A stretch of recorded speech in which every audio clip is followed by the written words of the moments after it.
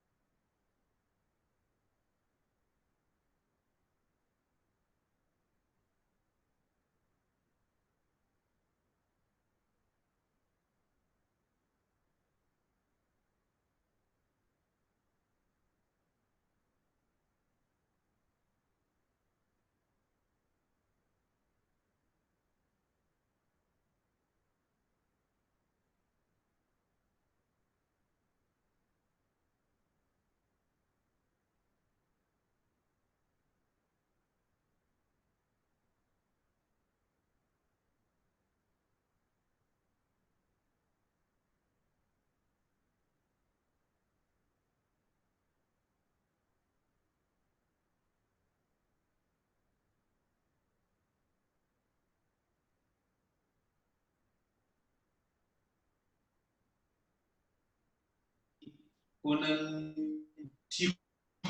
Alberta is sparse because it's like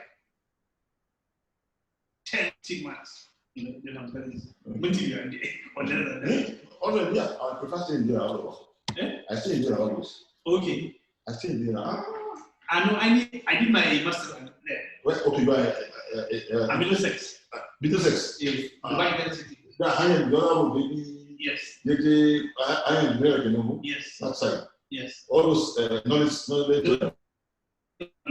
Yeah. So I stayed in Tico briefly. Tico. In our Tico briefly and Shebaka. So you come up for my all of the English, which is Albasha. Yes. So I wonder this nation of the market was because behind Tico. Yes. Motor City might go. Sports City. Yes. Motor City. Yeah. That was problem. Very well developed. I think it's good. I wanted to go this year. I mean, you be I'm but residence, I need to go there. This is but I've seen current circumstances. My phone number,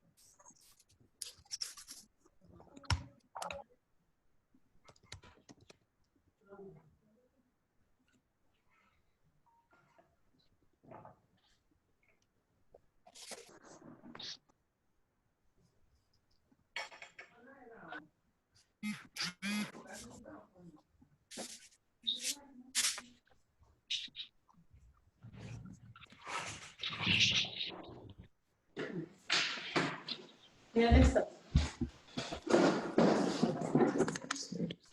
Video on. Good evening, everyone. Good evening. Okay. Hi, everyone. Good evening. Welcome to the session. It's nice to see everyone again. Good evening. I'm sure we had enough rest. I'm very sure we did. So today is the mentor idea review. I'm sure we are all excited. We have very, very wonderful mentors with us today. Today we're going to be having 4 mentors actually. By name, which I can see Mr. Kola Aina is already here. I can see Mr. Abdul-Hakeem. I can see Dr. Mohammed is here. I'm very sure Micheal Oluwagbemi, I'll message him. But before we start, I guess Christian will say something. Good evening, everyone. Good evening. Yes. We are excited that you've made it thus far. As you can see, many people have given up on this journey, right? Founder Institute by default is very tough, and making it thus far shows that you have all it takes, because we single-handedly handpicked you to start this journey, and we're excited that you are still making a progress. So well done. So I just want, before we start, I want to make some comments concerning your assignment. Let me tell you again, it is very important. Yes, so it is very important that you read the questions very well. Understand each question well before you answer. We've been stressing this all day, but each time we are reviewing assignment, we discover that we say do this, and others are doing the other way around. That's not good. It's slowing down the pace we are supposed to move at, right? And as well, there is an incident that happened some time ago, right? I know that I posted an email address on the WhatsApp group, where we said if you are having any issue about your legal structure, that you can reach out to a particular email address. Yes, we did that.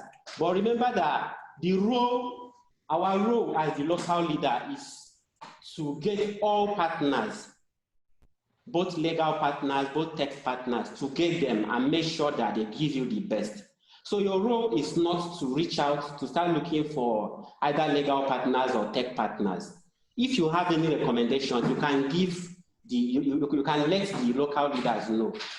Don't go and probably start looking for legal partners, sending email to the headquarters asking for legal partners. That's not your role, right? When you have issues, we are always here to listen and see how we can solve any issues that you are having. Okay? Okay. So that just...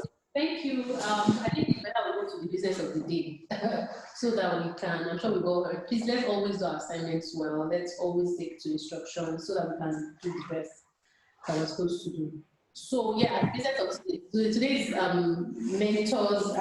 mentor idea review. As I mentioned earlier, we have 4 mentors. We have Mr. Kola Aina. I'd like for him to introduce himself or just say anything. Mr. Kola, please, just introduce yourself.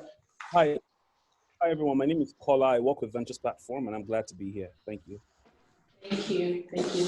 Also in our meeting, we have Mr. Micheal Oluwagbemi.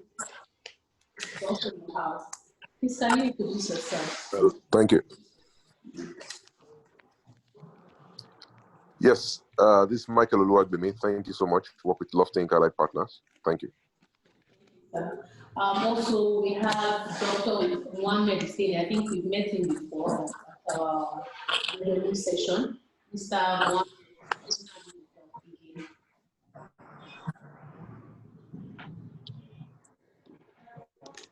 Okay, maybe you can hear us. Mr. Mohammad, are you there? Okay, let's move to Mr. Ajijola, Abdul-Hakeem Ajijola. We've also met him before. Okay, check. I want to see better. Okay, let's just start. I can't see. Okay, Mr. Mohammed. Tell Mr. Mohammed. Okay, I guess you should not move Maybe it's forward. not ready. It's not ready, but it's going to come back. Okay. So we're going to be starting. So I noticed a lot of us are not here. So if you have your team member that is not here, could you send a message to them? So that, because we actually have very limited time today, we're going to be strictly on our 2 hours. Because a lot of the mentors are very busy and they're going to be going very soon. So let's try to be fast. The rule says that you have, so we are going to be presenting our pitch deck.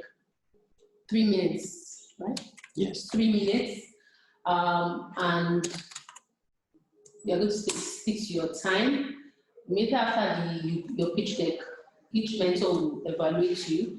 I already sent to the mentors the evaluation template of there's a 5, 4, there's no 3, there's 2, and there's 1. Then of course you give us like you size maybe the idea, if it's scalable or whatever you think about the idea. So I think we should just start with people around here now, right? Yes. Okay, so I'm going to start with. Quick question before you start. Okay. Are we supposed to select mentor idea review or mentor progress review? It's mentor's idea review. His idea review. Abuja Virtual 2020. Yes. Yes. So you now select mentor's idea review. All right, Yes. thank you. Yes. So maybe you can call the name of the, maybe you can call the name of the founder that's going first, so we know to select that name.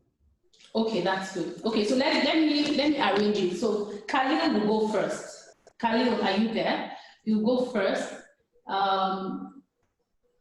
Eric will go second. Sudhir Rathore will go third.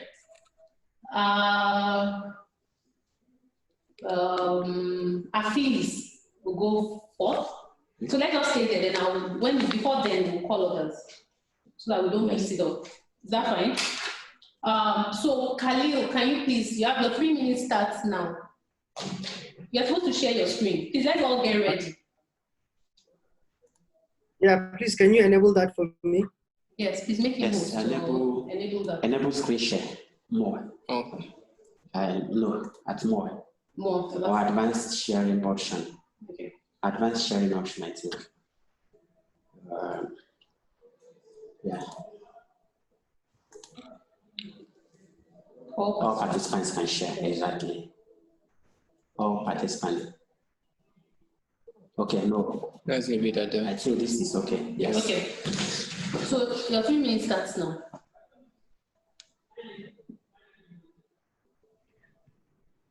Good evening, everyone. My name is Khalil Halilu, and I'm the CEO of SharpSharp. Research has shown that Nigerian logistics market is largely underserved, with demand outweighing supply, while traditional method remains inefficient. Our solution, SharpSharp, is an on-demand delivery marketplace, solving the inefficiency in last-mile delivery by using open and optimized order systems via a mobile app. SharpSharp is a technology company that connects users and vendors to carry out transactions on its marketplace. A customer can shop, order for food, or send parcels using the SharpSharp app. We have built advanced technology features to support users in our ecosystem. SharpSharp offers software as a service, from API integration and white label solution to vendors and logistic companies. SharpSharp operates in Lagos and Abuja, recording over 18,000 deliveries with 3,000 users and 100 vendors at a retention rate of 87%.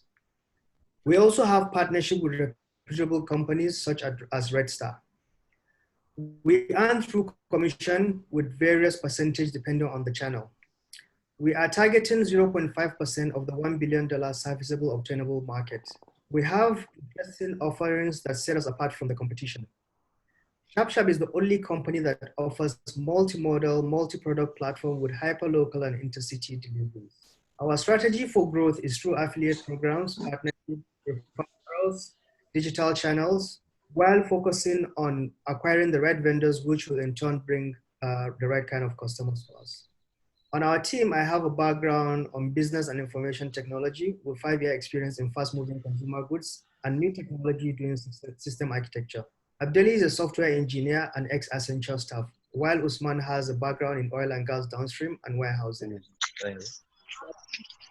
monthly recurring revenue of $90,000. We are looking to raise $1 million for 18 months runway, of which we have $200,000 capital. They're trying to, it's like a platform where people come together and then they try to raise money for any startup or corona worker. Can you Okay, so they're trying to raise money. I know, please, if you are not speaking, please mute. If you are not presenting or if you are not speaking, please mute your mic. Let's mute everybody then. Okay, I think we're good. Please continue. Do you pause? Yeah. Okay, please. Yeah. All right, I stopped here. On our executive team, like I said, I have a background in information technology with international business and 5-year experience, fast-moving consumer goods, and also new technology doing system architecture. Abdeli is a software engineer and ex-Accenture staff, while Usman has a background in oil and gas, downstream, and also warehousing. To achieve a monthly recurring revenue of $90,000, we are looking to raise $1 million that will give us a runway of 18 months to mainly boost our operations and also business development. We already have $200,000 committed to this. Thank you very much. Okay, thank you. Now on time. So I'm going to call on Mr. Kola to give his, to rate you and to give his comment. Mr. Kola, please. Yeah, hi Khalil. Thank you very much for the presentation. I know Khalil very well, and I'm really pleased to see the progress that you've made with SharpSharp. Your monthly recurring revenue seems really impressive. So my first question is, can you give us an idea how long has that been your run rate? That's on the first instance. And secondly, do you own any of the logistics assets, or are you essentially marketplace in the truest sense of the word? Can you maybe talk a little bit more about the real value you're creating here? Are you just connecting folks that want to have stuff delivered to folks that can deliver it? Or what are you doing that is really different from the other logistic providers? Okay, number one, on the monthly recurring revenue, first of all, we did 2-year research to understand the delivery market. As you are aware, you notice most companies in this space don't last up to 2 years. So we did a research to understand what is the problem behind this, and we realized it has to do with mainly inefficiency, which one company tries to cover the entire city, and then they have their assets stretched too much. On the second question, we are a marketplace, but of course, for the start, we had to invest initially with our own assets. Now, currently, we have about 160 assets, of which only 10 belongs to SharpSharp, which is just like a backup, and we're slowly phasing it out. Before the end of the year, we want to phase out the 10 assets completely. What makes us different is we're a technology company and not a logistic company. So that puts us in a position even to play with the likes of Gokada, which on a normal day should be our competitors, but we're also giving them technology service. So we've managed to position ourselves as a technology company that is giving services and not competing, but mainly fostering collaboration amongst all players in the industry. Okay, Mr. Kola, what would you rate him for his pitch there? Are we supposed to share that or evaluate it on the form? What did you say? What did you say, sorry? Are we supposed to evaluate? Are we supposed to evaluate on the form or read out our scores? Yes, evaluate both on the form and in person. So yeah, so that they will know their score. Well, I thought it was a very solid pitch. I mean, Khalil, I think you touched on the main things that I thought it was a really impressive pitch. I think you were crisp. I don't think you quite addressed the problem that SharpSharp is solving that is different from the other logistic players. But the way you talked about the team was impressive. Your understanding of the market was also decent. The 3 segments of the market. Overall, I rate it as a very, good pitch. I think you can fill in the gaps with talking a little bit more about how you're solving this differently from other logistic players. I know you had that chart that had a comparison, but you pitched so quickly that we didn't really get to hear that at all. But great pitch, well done. I've put in my ratings that are mostly good. Thank you. Thank you, Kola. Is it a 4? Okay, sir, is it a 1, 2, 4, 5? What? It's important that you use. It was a 5 for me. Wow, that's good. Okay. Thank you. So before we go ahead, please, when we are speaking, let's be more audible. Like, speak with confidence, speak out. Like, speak out, please. Mr. Michael, please, can you give your own rating and feedback? Yeah, I mean, I rated a 4 because the only reason why I rated a 4 is because I sort of missed out what's really unique about it in terms of why is it not, a Max NG or a Bolt Food but I see the graph which is now showing, and then he talked about being a technology company and supporting some other logistics company. That did not come true. I think that's what is the USP. So maybe you can expatiate on the USP in future pitch, but solid pitch, definitely knows its chops, and definitely like to discuss this further. Wow. Thank you. Thank you. So Mr. Mohammed, Dr. Mohammed, I'm so sorry. Dr. Mohammed, I guess you're now on. So for this one, I missed the earlier part of the presentation, but I'll just jump to the end of the presentation where, Khalil, you tried to differentiate what you are, logistics versus technology. Really, to me, it's not very clear. What are you? You said you are more of a technology. What makes you a technology company, not a logistics company? It didn't come across to me as being clear. So I missed the early part. But this last part, and looking at the graph here, I suspect you were doing something to do with food delivery. Is that correct? Yes. So, and what makes us a technology company is that we're asset light. None of the asset that operates on our platform, only few of the assets that operate on our platform belongs to us, and the intention is to phase them out completely. Okay, so you're operating really lean. Is that the idea? Yes. Okay, so the assets is more like Uber type approach. Exactly. So we only take commissions for transactions that happen on our platform. Okay. So would that be one of your key differentiator from your competitors? Yes. All the other competitors, almost, only one I could think of that is not asset light, but we are the only ones that is asset light. Also, we offer multi-products, and we are also hyper-local and intercity. So Khalil, this, I would kind of suggest you shy away from using buzzword, because you just use, I think you said we provide quality. Anyone can say provide quality, but you have to substantiate what you mean. If you say quality, I have not used it, so how do I know your quality? So you have to justify the use of the word quality. Otherwise, be prepared to be challenged on that, right? So if you're going to use such words, make sure you have something to support that claim. So your asset light, which is good, and that will be attractive to investors, obviously. So I would say, given that I would have given you 3, but there is no 3 there. So I would have to go with 4. Okay, thank you, sir. Mr. Ajijola is now on. Please, can you, okay, I don't think you no, let's move to, let me just quickly highlight what to look out for when these founders are pitching, right? So please, our mentors, when the founders are pitching, you should try to know whether the idea is viable enough.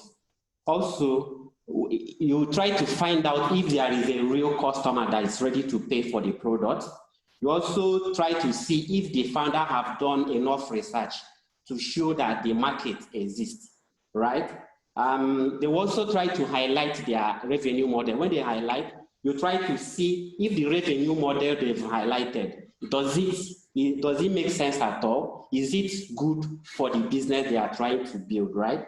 And when they talk about their business idea, is it a good business idea? Is it memorable enough? Is it simple? Is it something that reverberates everywhere, right? And if you think the business is likely to fail, you try to see, to notify the founder as well. You also give the founder feedback about how they can improve on their pitch. And you also try to find out if the founder is the right person to solve that particular problem. These are the key indicators you should look out for when they are pitching. Okay. Thank you. So I think we should move to our next person, which is Sadir. Am I correct? Yeah, Sudir. I don't know if I pronounced that name. Yes, Sudir. Sudir Rator. Are you there? Who is the third person? I don't remember the name. Let me see. I just select from the names. Okay, Sudir, please. Yes, Sudir Rator.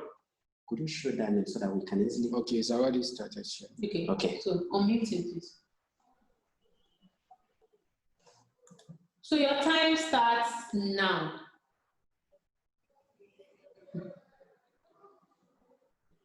Is it there? Wait an hour, Biko. Countdown to good news. I can't see. Okay, I can't see. Wait an hour again. Wait an hour. You may be having an internet. Okay.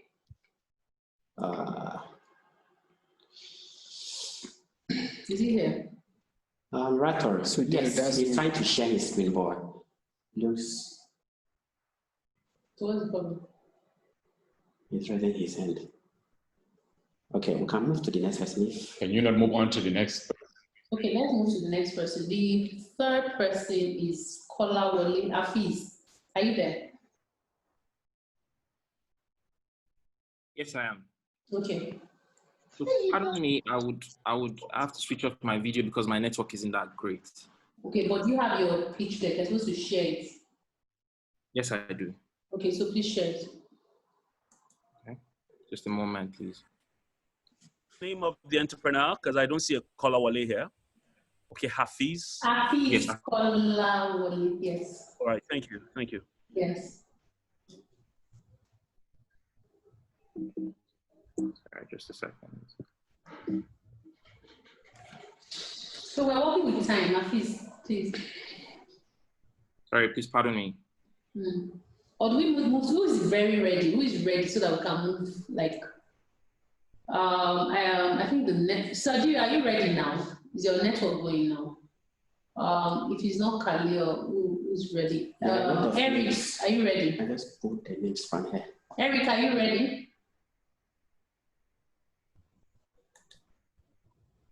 Yeah. Okay, so share your screen. All these places. Eric, Anand. Okay, screenshot. Okay, Sadir is ready. Oh, yeah, please, let's start, please. I can always see the names from there. Time is of the essence. So, yeah.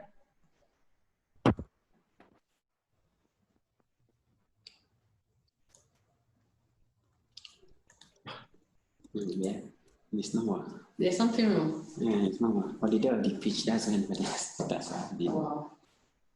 technology. Okay. Who's the next person? Can you hear me? Those names be showing. Those. Okay, yes. Can you hear me? Yeah. Okay. Okay. My screen is visible? That's fine. Okay, please introduce your name so that the mentors can hear you. Once names shows at the side. Okay. Please start with your name. Home screen. Hi, good evening. My name is Sudhir Singh Rathore. And could you stop talking, please, and mute yourself because you're talking over the person.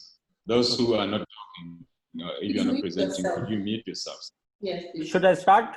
Yes. Your time starts now. Hi, good day. My name is Sudhir Singh Rathore, and I'm the founder of Surgery.com. How do you see Nigerian healthcare system?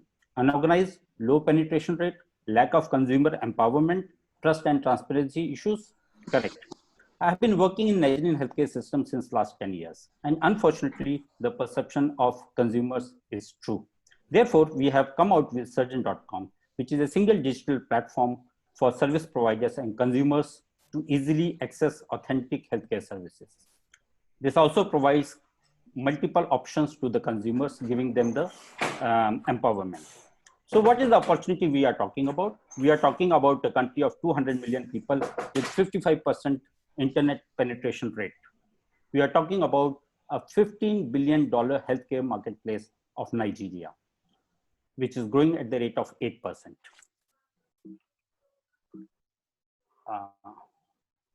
Sorry, I am.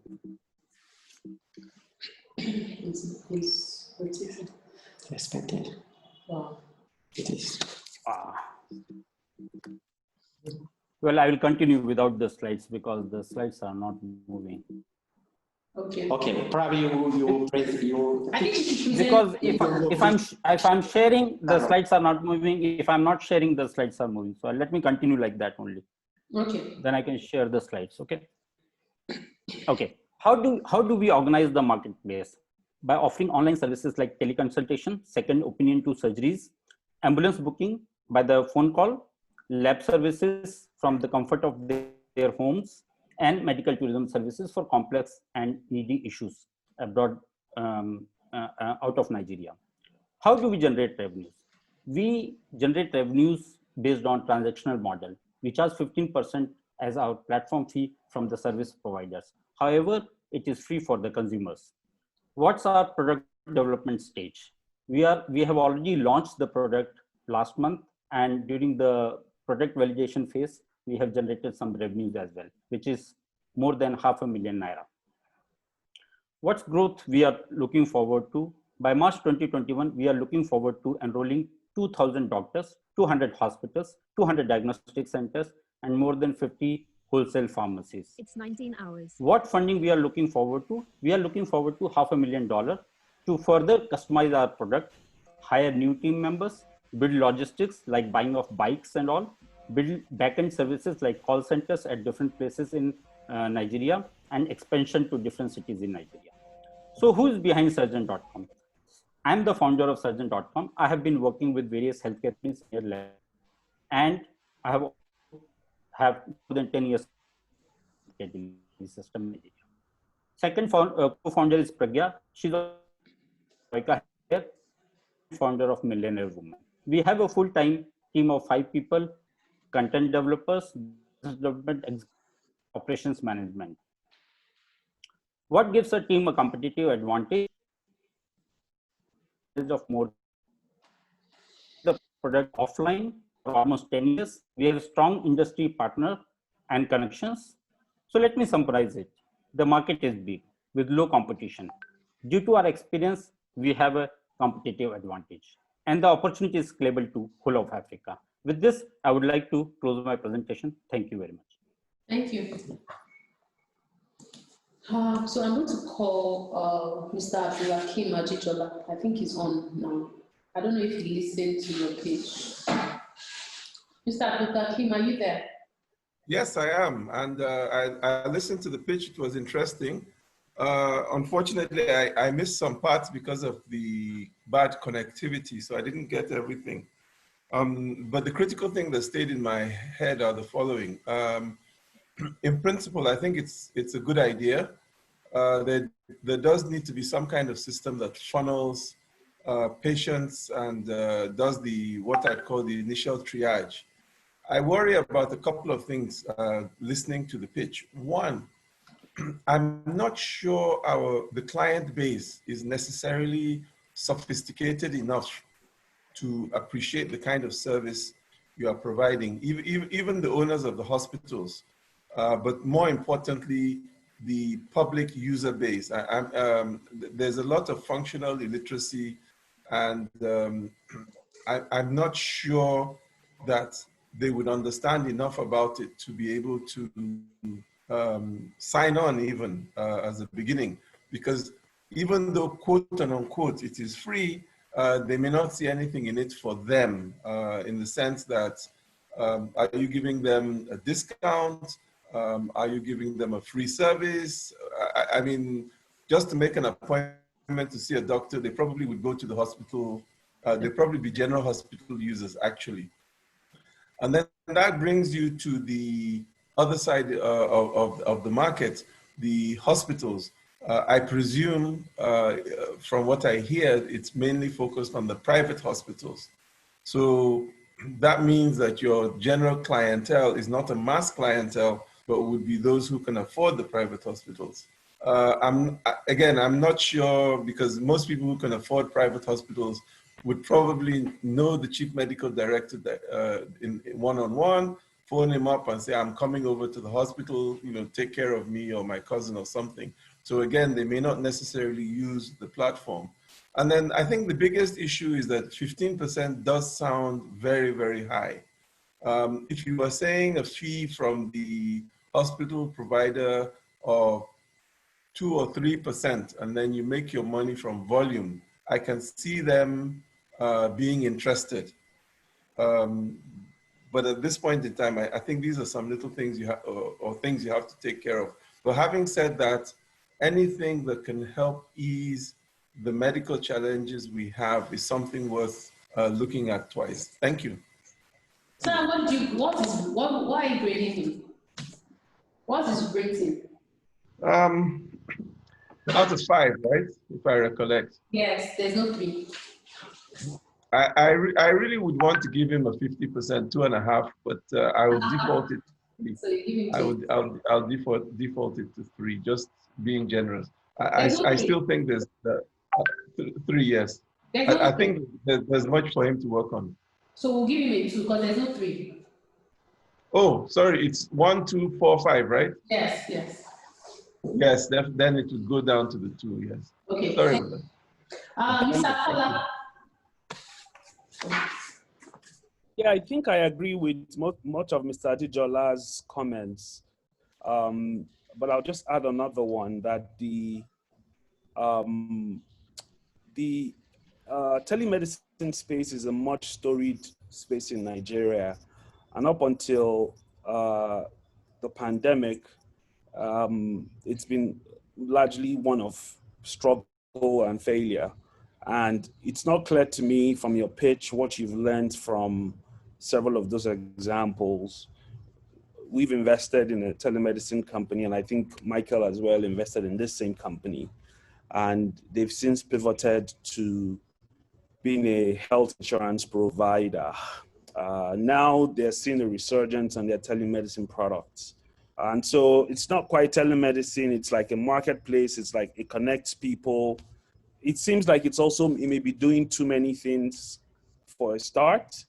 So my recommendation would be reconsidering the core pain points and narrowing the products somewhat. I'm not sure that the product as it was pitched today is investment ready, talk less for $1 million. And so my rating will be a 2. I believe that over the time of the program, you can still work on improving and developing the core product. The healthcare space is wide open, but I think you still have an opportunity to develop the product further. Thank you. Thank you so much. That was a good one. Mr. Micheal.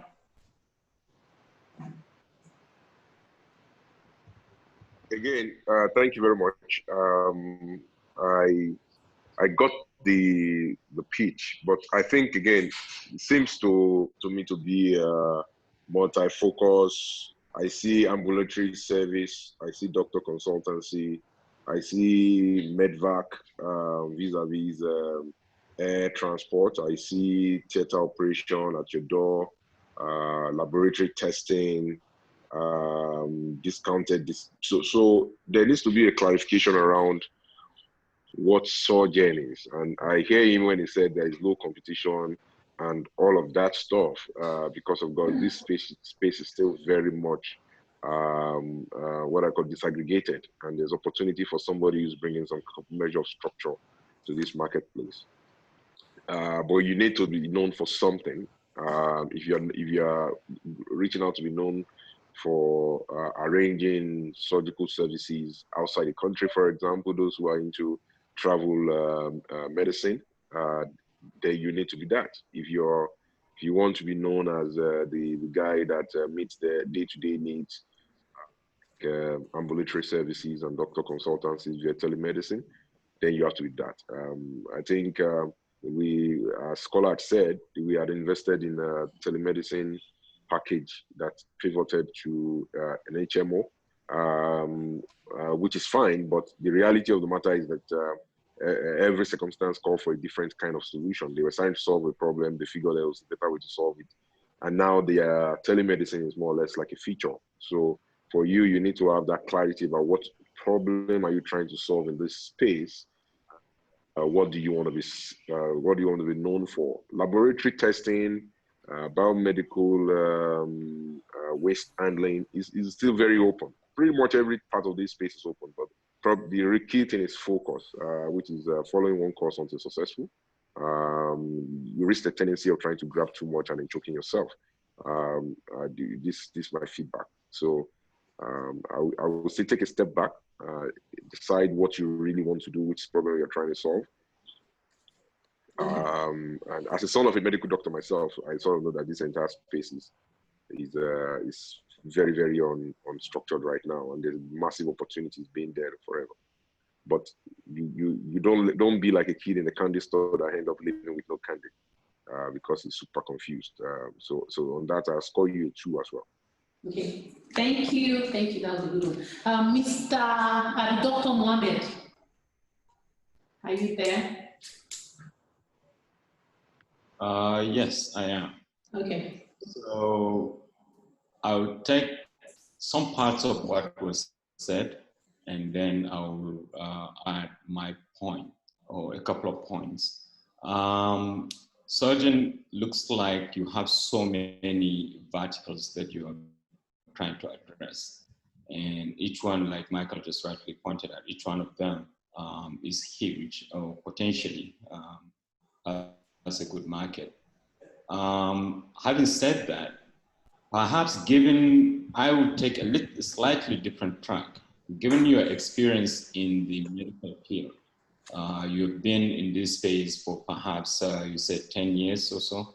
So you have observed certain things that were not working and you were trying to get that.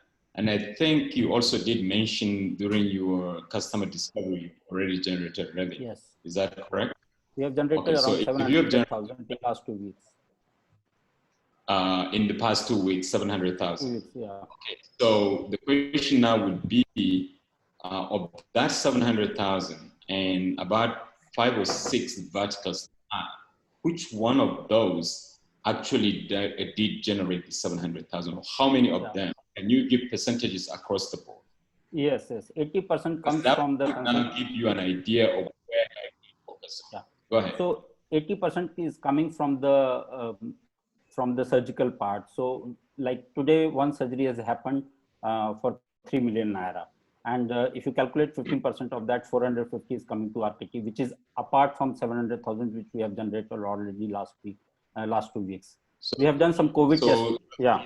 Revenue-wise, you have about 1.15. Yes, something like that. See, we are not a telemedicine company and we don't want to be.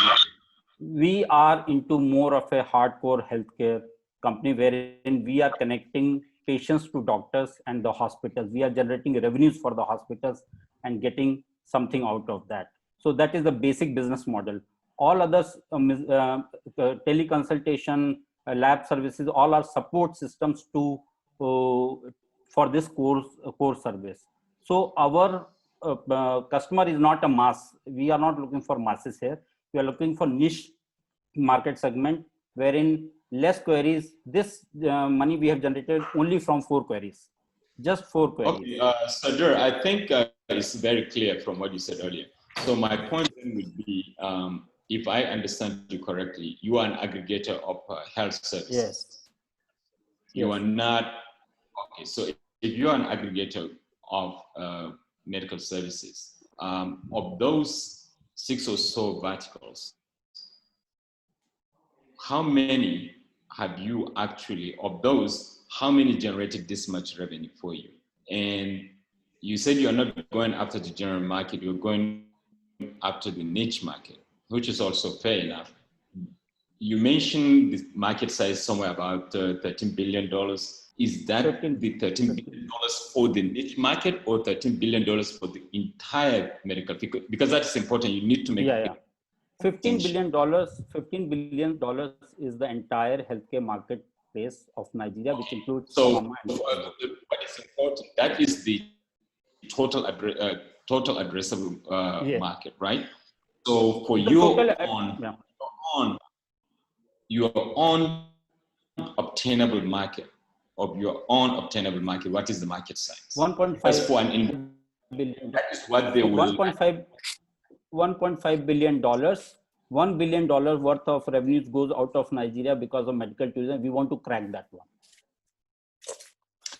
Okay, so now I'm helping you to guide you into maybe which area to focus on. Micheal, Kola, and Ajijola, I think they all kind of try to say you're addressing so many verticals. So if your obtainable market is somewhere in that range of 1.5 billion, which you said is the medical tourism, and you're trying to address that, I don't know whether or not the hospitals in Nigeria are good enough to compete with the ones that people are going to outside of Nigeria. Yes. But yes, let's say that.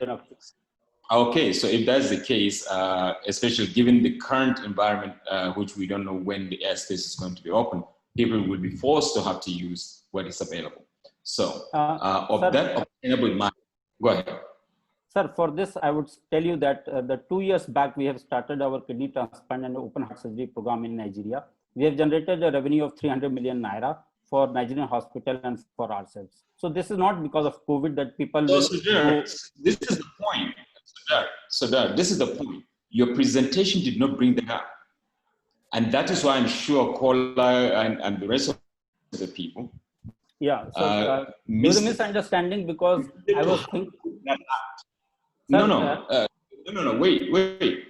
You highlighted your 10-year experience in the space, but you did not quantify the 10-year experience.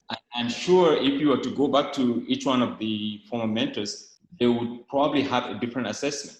So if you had quantified each one, and primarily what you have said now is more to do with the surgery aspect, not the ambulance service, not the blood test, not the other things, but this particular aspect was one that generated the most revenue for you in the last 2 years. And this was even pre-COVID. So with COVID, now if you're telling me, because I don't know, you know, perhaps Nigerian medical space more than I do. I'm sure you do more than I do. So if people cannot travel, but still people get sick and they need to get attention, medical attention. So what that tells me is perhaps that opportunity that you could funnel that medical service towards certain hospitals to generate the revenue that you just talked about. So I think your presentation lacked the key things that you should have included to highlight what you had done in the past in terms of revenue generation. Mm-hmm. And what gave me courage is that the last 2 weeks of your run test or your customer discovery already generated revenue, which tells me that potentially there is something there, but you didn't put in. So you don't have a 3 Founders Institute. So that is where I have a problem. But I like the solution. So I will give you a 4. Okay, thank you, sir. Thank you. So I think we need to move fast. The next person is Hafiz Kolawole. I really need time. We're watching our time now. So please, Hafiz, are you ready? Your 3 minutes starts now. Please, can you see my screen? Yes. Your 3 minutes has started, so yes. Trying to reload. Okay.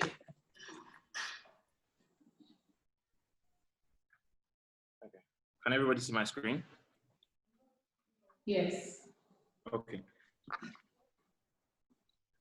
Hello, my name is is Kola Aina. Growing up, my parents went through the hassle of hiring 15 to 20 unprofessional and unreliable housemaids. In 10 years, they finally gave up. My company, Korean, is developing an aggregator platform to help homeowners 25 to 35 years old, the new addressable market, manage their home chores by automating the delivery of domestic services based on personalized data. The major problem is ease of access to professional domestic workers. Also, the current domestic workers are unskilled and unreliable with an unstructured system which undervalues and underpays them. Our solution is a subscription-based personalized home service, which allows users to conveniently access reliable domestic workers from a few clicks by automating the delivery of services such as cleaning, laundry, and cooked meals. In 2 months, our MVP will be ready, which allows you to enter your information, select your preferences, and get paired with verified Koreaners. There are 15 million plus homes in Abuja, Lagos, and Port Harcourt. Also, the Nigerian Bureau of Statistics has also told us that there are 6 million serviceable available markets. Our share of the market is 1%, which is 60,000 homes. For our model, 80-20 revenue sharing model with our Koreaners and 15,000 Naira monthly average fee, we will generate 1 billion Naira on monthly revenue projected at 2022. Our competition, Eden, a Lagos-based startup, have automated yet expensive offers, and our longest serving competitors are the traditional maids who are affordable yet manual processes are being used. We are affordable and we use automated services. Zeyu Ikere is my CTO with over 3 years experience in building products. Uwana Johnson is a lawyer and also media and communication strategist. And finally, myself, a mechanical engineer turned product manager. Today, we are asking for 11 million Naira to help acquire 2,000 customers at an average of 15,000 Naira. We will generate 30 million Naira in revenue projected at 2022. We intend to use 80% in marketing, 10% in tech, and 10% in structuring of the company. Thank you very much. Okay. Thank you. I'm going to call on Mr. Michael. So please give us your rating.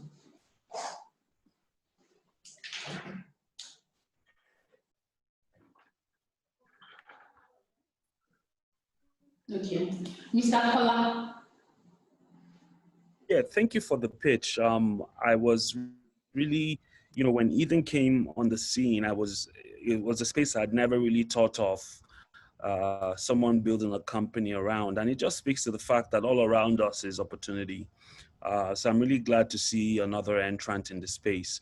But I know Eden is tackling more, from what I know, supply of groceries and essentially running errands. Sounds like what you're pitching here is providing domestic help. Is that the case? And if that is the case, I'm surprised that you didn't mention at all the key problem in this space, which is that of security, guaranteeing and things like that. How are you solving for that major pain point of most people that hire domestic help in Nigeria? Okay, to answer your question, so we have a training center where we train and verify each Korean that passes through our platform. And also we verify them through guarantors. So what are you doing that is different from me going through an agency that my wife uses agencies, for instance, or her network of friends? Why would you be better at this than those agencies? Simple, because we bring all the services together within your home. You wouldn't want 2-3 people coming into your home.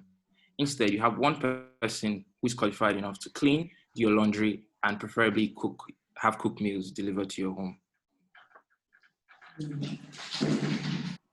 I see. Okay. Well, thank you. I would reserve my scoring to get more information based off the other mentors' feedback. Thank you. Oh, okay. I'm trying to save our time, so yeah, let's go ahead. Okay. Because of time, okay. You said you're going to score you later. I didn't get that.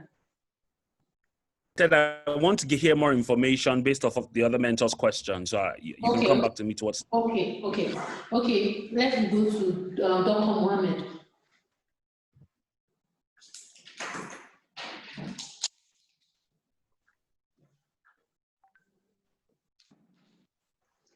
Okay, Mr. Ajijola. Okay. First and foremost, I would agree with Kola that it is certainly a major pain point, and I think there are some issues, but I at the risk of sounding like a wet rag, I wonder if those pain points are coming to an end, because a big reason why the pain points exist is because people simply don't want to do those kind of quote unquote house help type of jobs. So sometimes it's even just finding these people. And one would argue that our society is going to soon move beyond that. I'm not talking about tomorrow, but certainly in the next 2 or 3 years. I don't see the typical middle class Nigerian family, if middle class still exists by then, wanting a house help at all, because maybe they would rather have a cleaning company come in once a week, for example, do the big cleaning while, on a Saturday or something, and then go away. I think people of my ilk are probably the last generation to really have widespread use of house help. And why I say this is because this is what has happened abroad. When you go to the US, the UK, you simply cannot afford somebody who would be a dedicated help in your home. And because you don't spend that much time at home, arguably you go out to the office, whatever. I'm wondering if the model itself, in terms of providing this, yes, I see it as a pain point today. I'm not sure I see it remaining like that for the next 2-3 years. And I would agree that security is a big issue. Also, given the challenges we have with just our identity management system, really, if you employ somebody in Akwa Ibom and then they misbehave and then they move to Kano, basically, register with you again using a different name, maybe using different haircut or something. And then I also wonder in terms of reputational risk, because if you have 1 or 2 failures, it really would cause problems. And last but not least, how do you avoid the challenge of not being perceived or in fact, not perception, it's more than perception, not being treated as an organization that engages in human trafficking?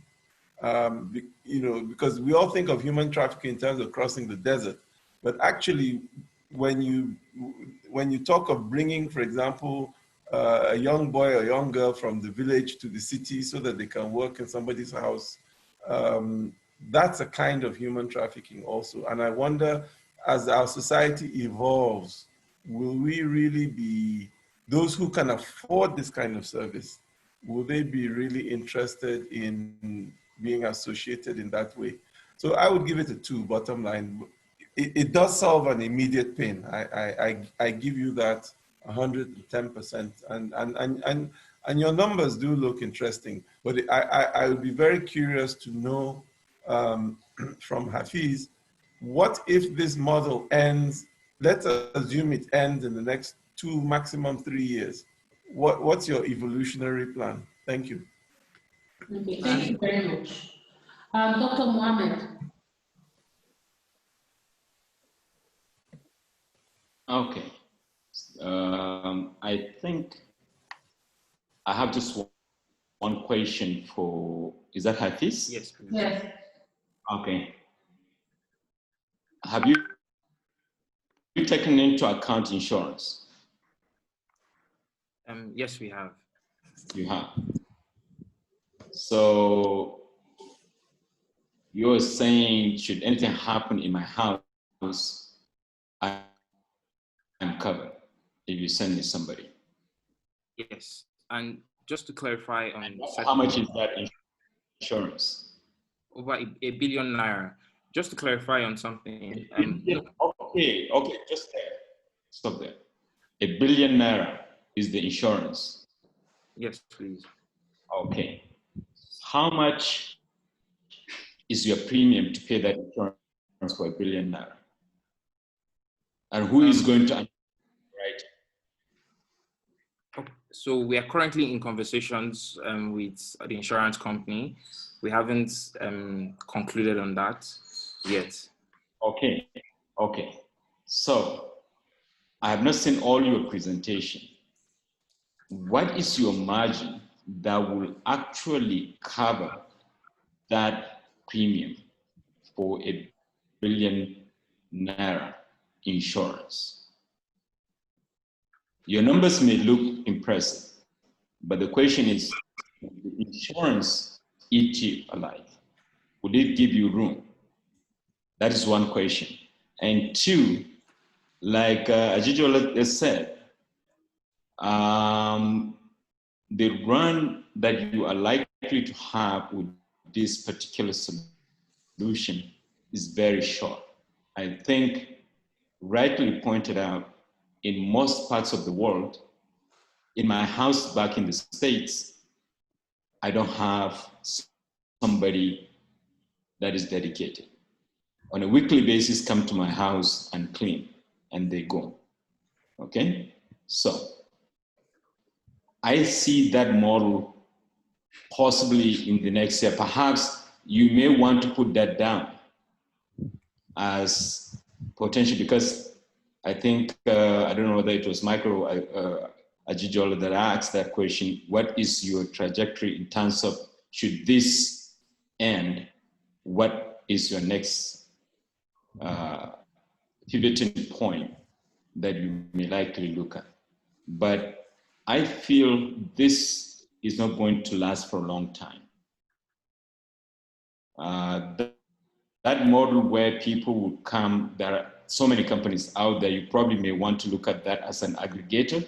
I'm not trying to change your business model by any means, but probably there will be individuals that are in different cities across Nigeria that will be coming up with ideas of cleaning people's homes. And you may end up being an aggregator platform where you aggregate all those people across Nigeria, and then you take your commission out of that. That may be another solution. I don't know.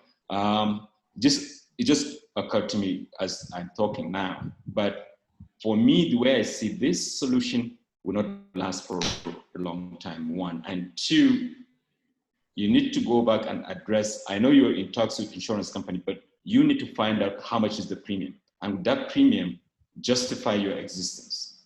Would your revenue and your profit margin cover that premium? Because that is really fundamental. That's all I could say on that. Thank you, sir. What is rating? It will be between 1 and 2. I will give it a 1. 1. Mr. Kola, what is rating? He said we should get back to you. It's a 2 for me.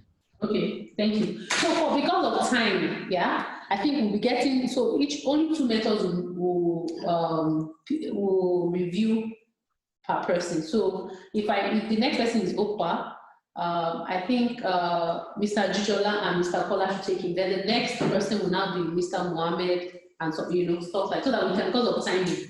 So but should we all score all the same? Should we all score all the same on the app, or yes, that's not necessary? Yes. But the feedback should just be 2 mentors. Then we'll interchange because of time. Great. Okay. So Okwa, I don't know. Eta. This time your 3 minutes starts now. Please let's work with time. We are really behind schedule so that everybody can pitch. Okay, I cannot share my screen. Hafiz, could you share it? Why can't you share your screen? Okay, Hafiz was still sharing. Oh, okay. So please share it now. What's the name, please? Aqua. So when you're being reviewed, please you stop sharing so that the next person shares before you go out. I can find Aqua on the lists. Is there another name? What's the name you use to sign up? Aqua Eta? Aqua, actually Aqua. Yes, Aqua Eta. Okay, got it. Thanks. Your 3 minutes. Can everyone see my screen? Yes. You don't have time. Please start now. Just a quick comment. This Aqua Eta, is that a language? Is that this name? I'm telling you, please go back and think about it. Go ahead. Go on with your presentation, but you should go back and think about this. You clarify it when so start now. Your 3 minutes starts now. Okay. Hi, my name is Aqua, and I'm the founder of Let's Go. So when we think about public transportation in Nigeria, 3 things readily come to mind. For example, in Lagos, vehicles are scarce. When you find them, they're in poor states. And add to this, most drivers get to hike their prices. So this is a huge problem that most commuters face on a daily basis. So what are we going to do about this as Let's Go? We're going to provide vehicles that are readily available in top working conditions and that are pocket friendly, all leveraging on technology. So our product customer journey looks this way: from signing up to booking your first ride, getting onboarded on the app or on the bus, and highlighting at your final destination. That's our mock-up. So the objective evidence shows that in the sector today in Nigeria, about 3 companies are the major players: Staffbus.ng, Shuttlers, and Plenty Waka. What makes us different from these guys? Put simply, our strategy for market penetration. So our competitors make use of a direct investment, majorly, to expand their fleets. We will leverage on third-party bus and vehicle owners to expand our fleets. If we can do this, then we can scale with minimal, with our capex staying nominal, and at the same time, increasing our potential for scalability. Okay, so let's talk about our market size. In Lagos State alone, about 12.3 million people commute daily. However, about 1.6 million people can only be served simultaneously. So that means that about 87% of commuters in Lagos State are more or less like stranded at peak periods of the day. Now, this is a huge gap, and it portends a very big revenue pot of over 700 billion naira if you're benchmarking your bus fare at 200 naira per trip for each commuter. So what's our plan? Over the next 10 years, we are looking to gain 0.5% market share of this metric. How do we intend to make money? In 4 basic ways. Number 1, through bus fares and staff bus and charter services, in-vehicle advertisements, and logistics services. Our projection 12 months from launch is that we should be able, based on these metrics, to generate about over 5 billion naira in revenue. So what's our go-to-market strategy? We plan to acquire our buses through minivans and then conduct an aggressive acquisition marketing campaign that will be followed by rolling out our logistics services to more or less like augment our revenue while keeping our OPEX. Your time is up. You're going to time yourself on this. I don't know. Should we continue, Mr. Kola? You're the one that is going to rate him. Yeah, let him finish. Let's let him finish. Okay, please just be fast. You have 1 minute. Thank you. And then finally, we'll introduce our army of agents to onboard customers in the bottom end of the pyramid. So as of today, our team is consisted basically of me, the founder, and Oluchichi Azo is the business strategist with over 10 years in the field, and Chris Samuel that has over 5 years experience working as a product manager with Andela and Shilitz Africa. So we are looking to raise about 1.6 billion naira. And the 3 major areas we are looking to spend this money will be in vehicle acquisition, advertising, and hiring over the space of 3 years. Thank you. Thank you. Mr. Kola. Yeah, thank you. Thank you for the pitch. Clearly, this is a space, the public transportation space is a space that is not integrated, is broken, and I'm not sure how far Shuttlers has gone in organizing that space. I just read an announcement today that Plenty Waka is looking to come to Abuja. And so certainly this is a space that needs some organizing. How far along are you? Sounds like you're still in development, right? Yes, sir. What do you consider to be the sort of the biggest, is it the fleet? Is it the app? Is it the customer experience? What do you consider to really be the big shifts that needs to happen for this to succeed? Okay, so it will be the fleet. We need more cars that are in the right conditions to cater for the density of commuters on the streets. And you intend to fund your fleet through equity or debt? Sounds like you want to fund your fleet through equity. Well, so a mixture of both. We plan to start out, first of all, basically with debt. And then with debt, because you're pitching for 3.5 billion. So I presume that's 3.5 billion in equity to fund buses. So yes, sir. So if I go back to that slide, $1.2 billion to fund the buses. We're looking to launch with 100 vehicles, okay? And the remaining part for advertising and marketing. So you're looking to raise 1.6 billion in equity, right? Yes. Yeah, I find that to be, you know, I think you need to go back and think a little bit around the funding mix and perhaps stage your fundraising requirements in a way that allows you to maybe prove the concept somewhat. Looking to raise this size of funding without having proven the concept is a little audacious in the funding environment that exists currently. And I think you would struggle. For me, at this point, based on the pitch, I would rate this, I would love to rate it as a 3, but there's no 3, so I'll rate it as a 2. I think you need to go back and think through how much funding do we need to fund an experiment. Folks are looking at really interesting funding models where maybe folks, you do a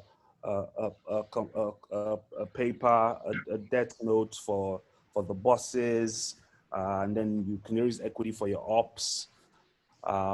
I really think the financing needs to be thought through a little more so that the company, you know, is properly structured from a fundraising standpoint. But other than that, you're solving a real problem. I'd love to give you a 3, but they've tied our hands, so I'm going to have to give you a 2 or 2.5. I guess I can give a 2.5. No, there's no 2.5. There's no 2.5. Okay, thank you, Mr. Kola. Mr. Ajijola. So, Okwa, please remove let another person share so that Emilia can start sharing. Mr. Okay. Ajijola, Yes, Mr. Okwa. I'm much more skeptical. Forgive me. First of all, maybe I'm just looking at it as some kind of modified Uber, and I'm not sure I see much of a differentiator. I also am very worried about what I would call the vagaries of government policy. Many of us have been living witness to OPE, Gokada, where I think it was a Lagos State commissioner basically said, we have invested 1 or 2 billion in buses, the mass transit. We can't allow these other transporters to undermine that investment.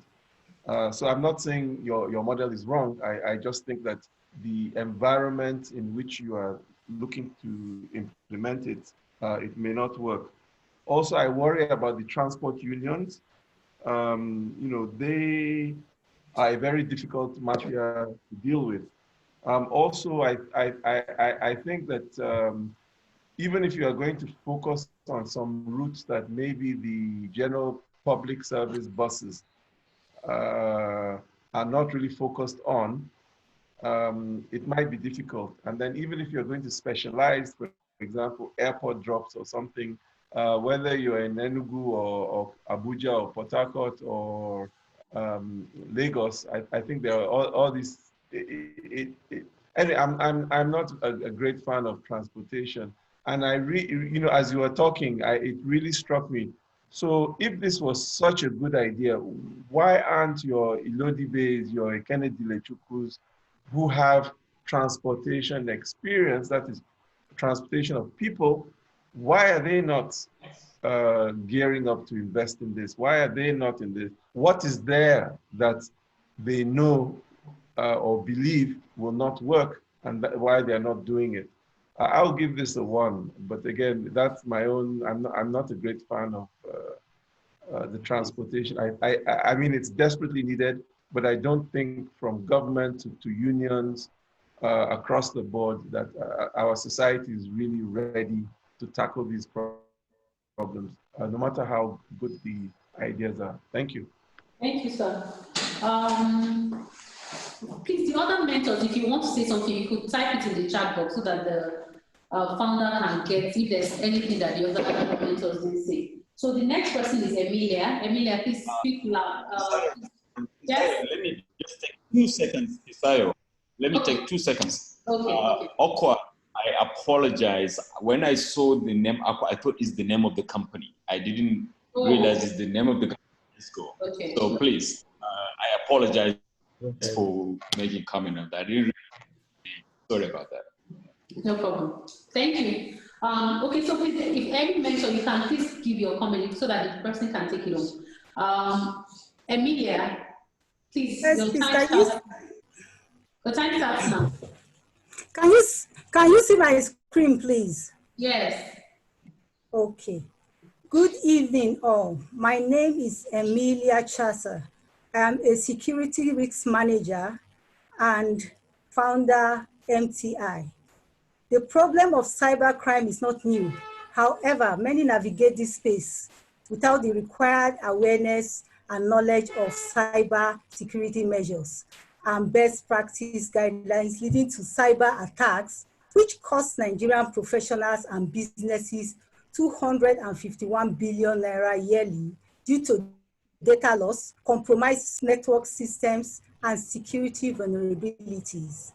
An estimated 60% of SMEs fail after 6 months. My company, Marshall Training Institute, is developing an e-learning website to offer services, skills, and certification courses in security education and cyber security solutions. We will be offering 80 certification courses to professionals, SMEs, and corporate bodies.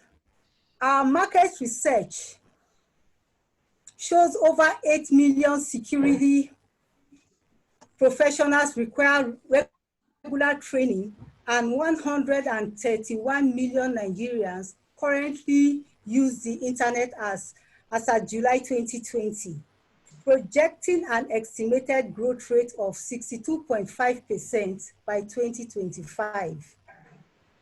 We already have 500 personnel from 10 corporate clients subscribe to our services. Our business model is based on web sale, offering live training and pre-recorded video sessions and servicing a customer base of over 1,000 people at an average cost of 17,500 naira only, to give a revenue of 340,174,800 naira in an 18-month period. Our market share is 29 billion naira from a global market value of 76.8 trillion naira. We have strong competitors, but our competitive advantage is our price point and mass SME market segments. MTI will leverage on existing partnerships, client base, and use paid ads to penetrate the market. MTI has a very robust team that is made up of Time is up. seasoned security professionals. Time is up. Time is up. Mr. Ajijola, please can you give your rating and feedback? Okay, very quickly, I worry about the numbers I've heard. They're not very, I mean, when somebody says the global addressable market is this, frankly, it means nothing to me. If you had told me that both Serrano and Markets estimate that in the year 2020, which we are in now, the African cybersecurity market would be $2.32 billion, which it is, or which they have said, then you would have caught my attention. Also, I wonder whether, I mean, there's clearly a need for capacity building, but I think there has to be some kind of mix between what I call the corporate type of establishment where you get some good margin contracts, and also what I call the more mass market. Bearing in mind that you have a high number or a high percentage, I believe, especially in Nigeria, of functionally illiterate persons. So that even if you take them through the normal tutorial, they just simply wouldn't get it. So, really the question is, how do you plan, or how do you think you would get through to these people? So for example, a young man or woman gets admission into police college in in Ikeja. Can that person read or write? And I think the sad answer, given what we've seen of graduates of institutions of higher learning, including universities from some of our states, even at graduation, they're not really functionally literate. So I think the traditional multimedia model may not work. So I'd really want you to rethink it. I think there's a lot of rethinking for you to do, to be very blunt. So on that note, I'll give it a 1 with the understanding that it could have been a 2 if you had touched on, I think, a little more realistic statistics. Yeah. But clearly, I would plead with you not to give up, but to look at this as a learning so that you will improve, and then people like me would be very interested, because certainly I would agree with you, the market is there. Let me leave it at that. Thank you. Thank you. Thank you. So I think we'll be doing one mentor because of time. But please, other mentors, please help us drop your comments and also to rate them. Okay, they just give ratings on yes. Okay. I have lots of questions. I have lots of questions for you. Okay, please. Okay. Okay, please. But I can just score it and let's move on in the interest of time. But I have lots of questions on this. Okay. Please ask the questions. Sorry? You can ask the questions, please. Okay. So you said you're going to do certification courses, Emilia. You're going to do. Be crisp with your answer and quickly so that we can go through this. You're going to do 8 certification courses. 80. Yes, sir. So 80, what are those courses? And your presentation does not say, to me, you say security. Is it the security guard at the door? I understand you're talking of cybersecurity, but what is the content? What exactly are you training? 1. 2, who is your typical customer? From the previous mentor, Ajijola was talking about the functional illiterate or functional whatever graduate. Functionally, what did you use? Was it functionally illiterate? Okay. Are they your typical customers?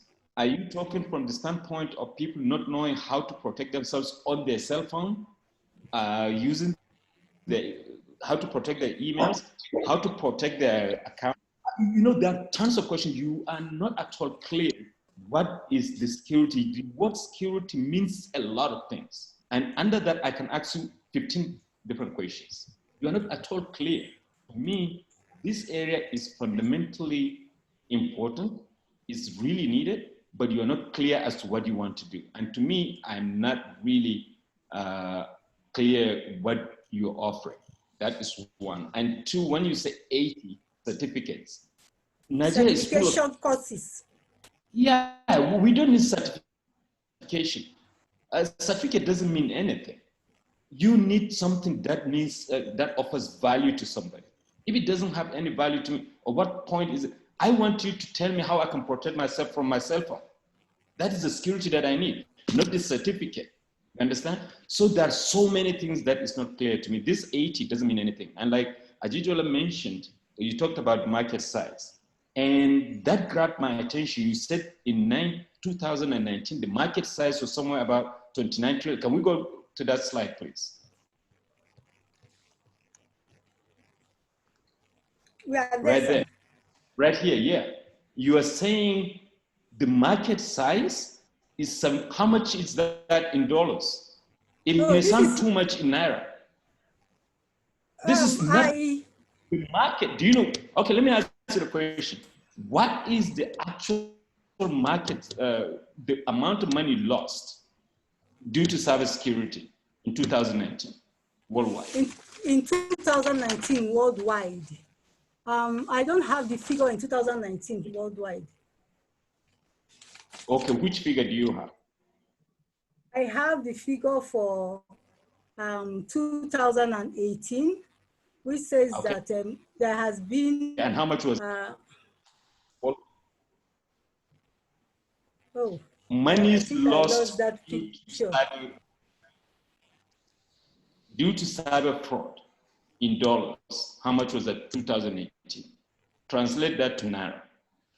Or just give me in dollars, whatever you have. What I have here is $107 billion for cybercrime. But here, what we are saying our size of the market is for e-learning. E-learning market value, sir, not the cybercrime figure that you are referring to. This. But that did not come across. I thought that the market, because you said you're solving a cybersecurity problem. Yes, sir, but we are doing it through. We are doing it through e-learning online. We are not doing it, physically.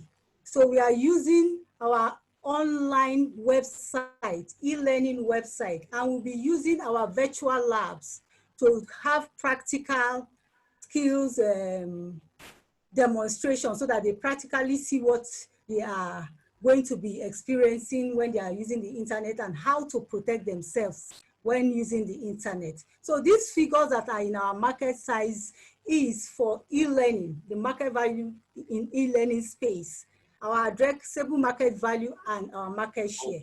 So what you are, so it's becoming clearer to me. So what you're offering is to teach people how to protect themselves. Yes, sir. Is that correct? So why do I need to get certified? So why do I need to get certified? Okay, sir. We are going to be teaching them not only how to protect themselves online, but also on security skills. If you see our offering, we are taking security management courses and security education. So that part is where the certification comes to play. What would they do? What would they do with it? These certifications? And the average, okay, Emilia, let me use myself as an example. And the average Joe on this, and I don't know how to protect myself on a cell phone. You taught me how to, and then you're going to give me certification. Of what use is the certification to me? Am I going to go and teach somebody and show him that I've gotten this from MTI, I am being certified, so as a result, I'm going to make money off you, I'll tell you how to do it? Is that the idea? No, sir. When we teach you how to protect yourself online, what is the value of the certificate to me? You will not get a certificate for acquiring skills to protect yourself online. You will get a certificate for undergoing a security course in whatever field you choose, which is the 80 security courses we offer. Thank you so much. Okay, thank you. Yeah, because of time, and I want to make sure that everybody has time to pitch. Next, please let another person share. The next person is Henry Okori. Are you there? Mohammad is supposed to give ratings for. Okay, Mohammad, please, what's our rating? What are you rating her? 1. Okay. Please allow another Henry to share. Henry, are you there? Please unmute yourself if you're there. Please allow him to share his Yes, I'm here, but I can't share. I don't know why. Okay, please allow him to share. That's Emilia. Allow him to share. Then I think from now on, we'll take one mentor, but one mentor per founder. So we're going to be interchanging it because of time. But see, what we can do is one mentor will give feedback, then all mentors will give a rating. Yes, no, that's what we're doing. Right, so that we can have an average of. Yeah. Okay. So please, Henry, please share your screen. And announce the rating as well. I'm still unable to share. I don't know why. Okay, he can share. We can see you already. We can see your screen. No, that's not his screen. That's his name is Rolex. That's it. Okay, that is it. Rectify the issue while we move to the next. Okay, we need a female now. Which female has not pitched? Adama Liu. Yes, Adama Liu is a female. Yeah. Yes, can you share your screen? Okay.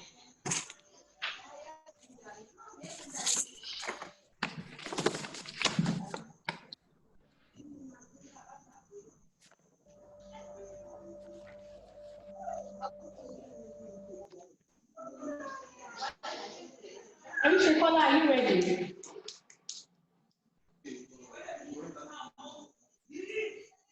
Kola, are you ready? Bridget, are you ready? Yes, I am. Please share your screen. Thank you.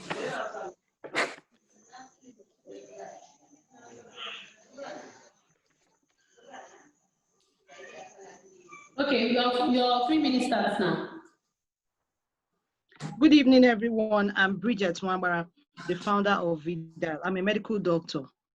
Vidal is a mobile health application that will enable people to assess their risk factors for cardiovascular disease, coach them to make lifestyle changes, adhere to their treatment, and monitor their health outcomes from anywhere and at any time. According to WHO, 179 million adults above 25 years in Africa have a risk factor for cardiovascular disease. And unfortunately, 95% of them are not aware of this risk and are not on treatment because the existing healthcare system is unable to reach them. Vidal will leverage on mobile internet to solve this problem and link these people to care. 1 out of 3 adults in Africa have mobile internet through a smartphone. A quick walkthrough. A customer signs up and completes a form free of charge and gets the results immediately on the type and level of risk factor.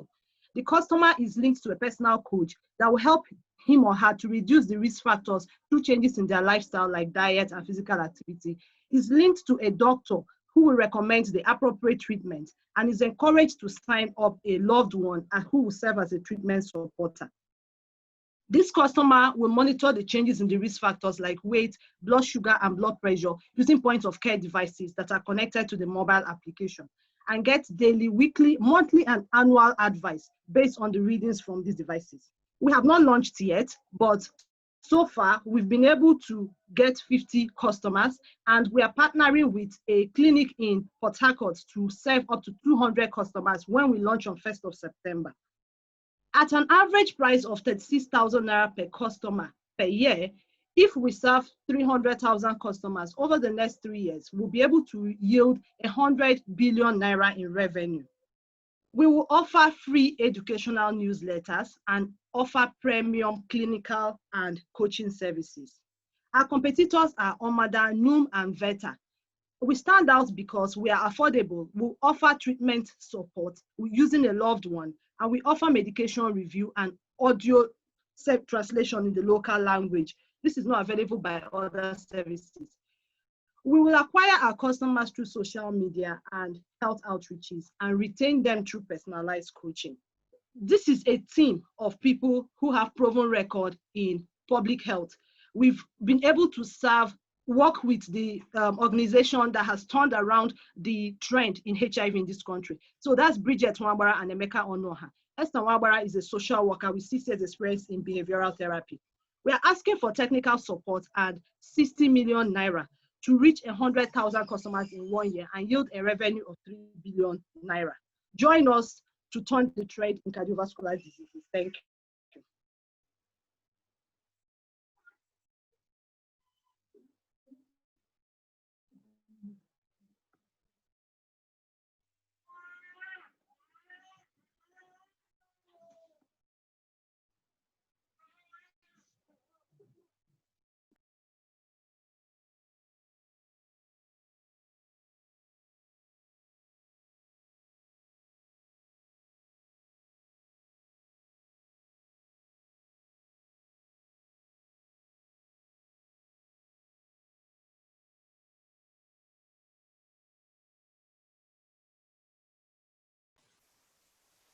Is it only me or I'm not getting audio? Hello, is everyone there? Can you hear anybody? Hello, I'm here. I think it's from the studio. Oh, okay, sorry. Is Mr. Kola there so that he can give his feedback? If he's not there, Mr. Ajijola. Me again. Anything that will help the health system certainly needs to be looked at. I particularly liked the issue of local language translation because at the beginning of the pitch, I was very worried because I come back to this, for me, on the underlying issue of functional literacy. You say people register. These point of care devices, I personally have some. They connect to my phones via Bluetooth. The one for my, I put on my finger for my blood oxygen oximeter, and also my scales and the blood pressure that you on the arm. Having said that, I don't think that many people have access to those equipment. So I'm very skeptical about the costs involved, because if you're asking me to pay 36,000 naira a year, and then I still have to buy equipment over and above that, I'm a bit iffy about it. But it's an idea that does need to be worked on, and You won't need to buy. That 36,000 naira covers everything. So you're going to supply me all these 3 pieces of equipment? Yes. A scale that measures my BMI? A scale that measures your a Bluetooth scale that costs approximately BMI, body mass $2. index, weight, Yes, and all. a Bluetooth scale that could cost approximately 1,000 naira. A blood pressure machine, which we call microlight, that costs approximately 2,000 naira again. And then a glucometer that costs approximately 4,500 naira. Then the rest of the services will be automated. Oxygen meter, because of COVID, yes, I understand. Not just COVID, but when you have cardiovascular problems, the problem is actually oxygen getting to the right places. Okay, again, if you notice very clearly, we are looking at people with risk factors. We are not looking at people with complications. We started with people at risk for cardiovascular I'm a person disease. at risk, and that's why I'm very conscious of monitoring this. What I'm saying, I can relate to these things firsthand, but I wonder how many other people would relate very well. But anyway, so that's why I really want to give it a 3. That's why we're starting with the educational newsletters. If you notice, we offer free first, and we are offering the educational my challenge newsletters. with these things is that most of us just don't read. Audio, sir, audio translation. If you notice on my slide, I had mentioned that we are standout because we are using audio local language. So we know very well that we have competitions like WebMD, Healthline, who often use it. But we stand out clearly because when you click, when you receive your newsletter, it's taking you to an audio local language, not English or something you have to read. We are aware. Well, aware and preferring the solution are not always the same. But having said that, like I said, I think it's certainly it's an idea worth pursuing a bit more. I would anyway. Bottom line is let's. Oh, I really want to give it a 3. Founders Institute. What are you going to do about this? I give her a 2. When you really want to give it a 3, you use it 2. Give her a 2. Okay, but Yeah. it just to understand it's much more than a 2. It's a very it's a close 3, but we're not allowed to give a 3. But a good idea. Okay, thank you. Dr. Mohammed, could you give your score, please? Okay, it's not here. The next person is Henry or Aisha Kola. Who is ready? The first person wins. Please allow them. I'm ready. I'm ready. Please allow them. Yeah. Okay, Dr. Mohammed, are you there? Yeah, I'll give it a 2. A 2. Thank you so much, sir. So, Henry or Aisha Kola, can you share your screen? Yeah, I can. Henry still having issues. Probably we can come back to him later on.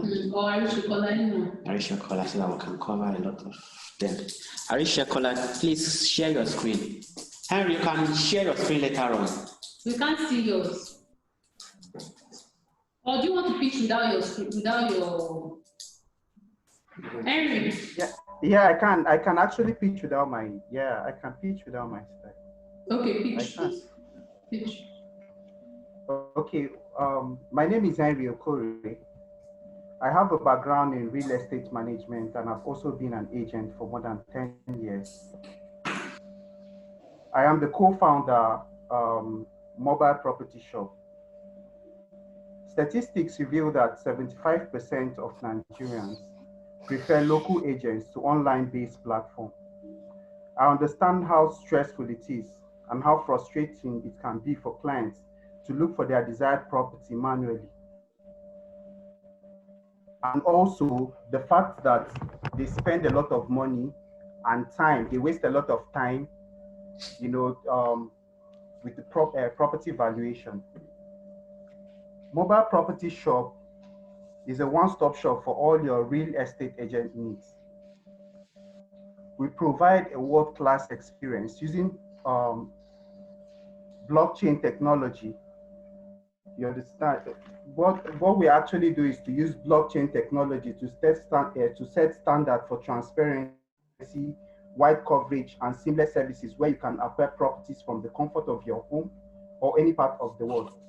We do this by providing necessary information, picture/video representation of property, background checks on all inventories, so to protect our customers or our clients from fraudsters. Our products include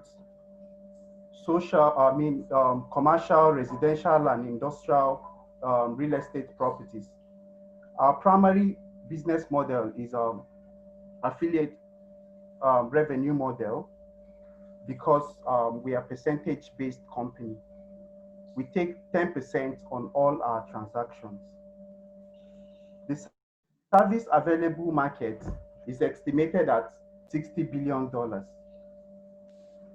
And our revenue goal is to capture at least 10% of this market. Our competitive edge is that with this blockchain technology, what we are going to do is that we are going to partner with the government agencies to make sure that properties that we upload on our site are properly verified. And you on your own can have access to these properties that are verified. You don't even need to come down or to do this verification with your lawyers and the rest of them, and all those necessary, all of the informations you need on the properties we put up on our site are going to be verified, because we are partnering with all this verification, with all these people that are doing verification, especially the the government agencies that are assigned to do this. Now, what we are looking at raising is $2 billion. Why we're looking at $2 billion is because we believe that with $2 million, we can cover the whole of Nigeria. This capital shall be used to establish, Your time is up, the central office, the branch office, and also the local operation in all local governments in Nigeria. So, and also salary for 2 years. Your time is up. Anyway, thank you. Dr. Mohammed, please, you're going to rate him and also give your comment.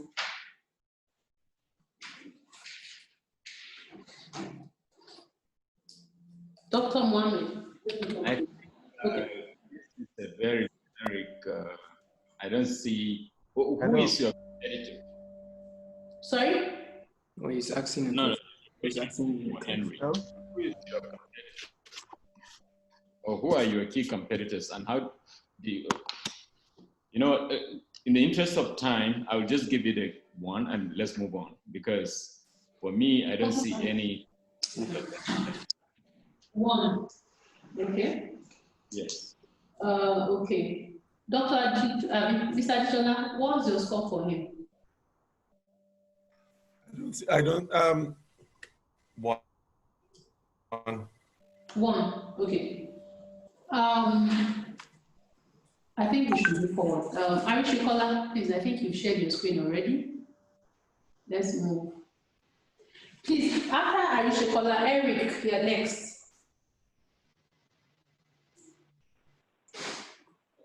Eric, then. I'm trying to share my screen. Eric, instead, you're next.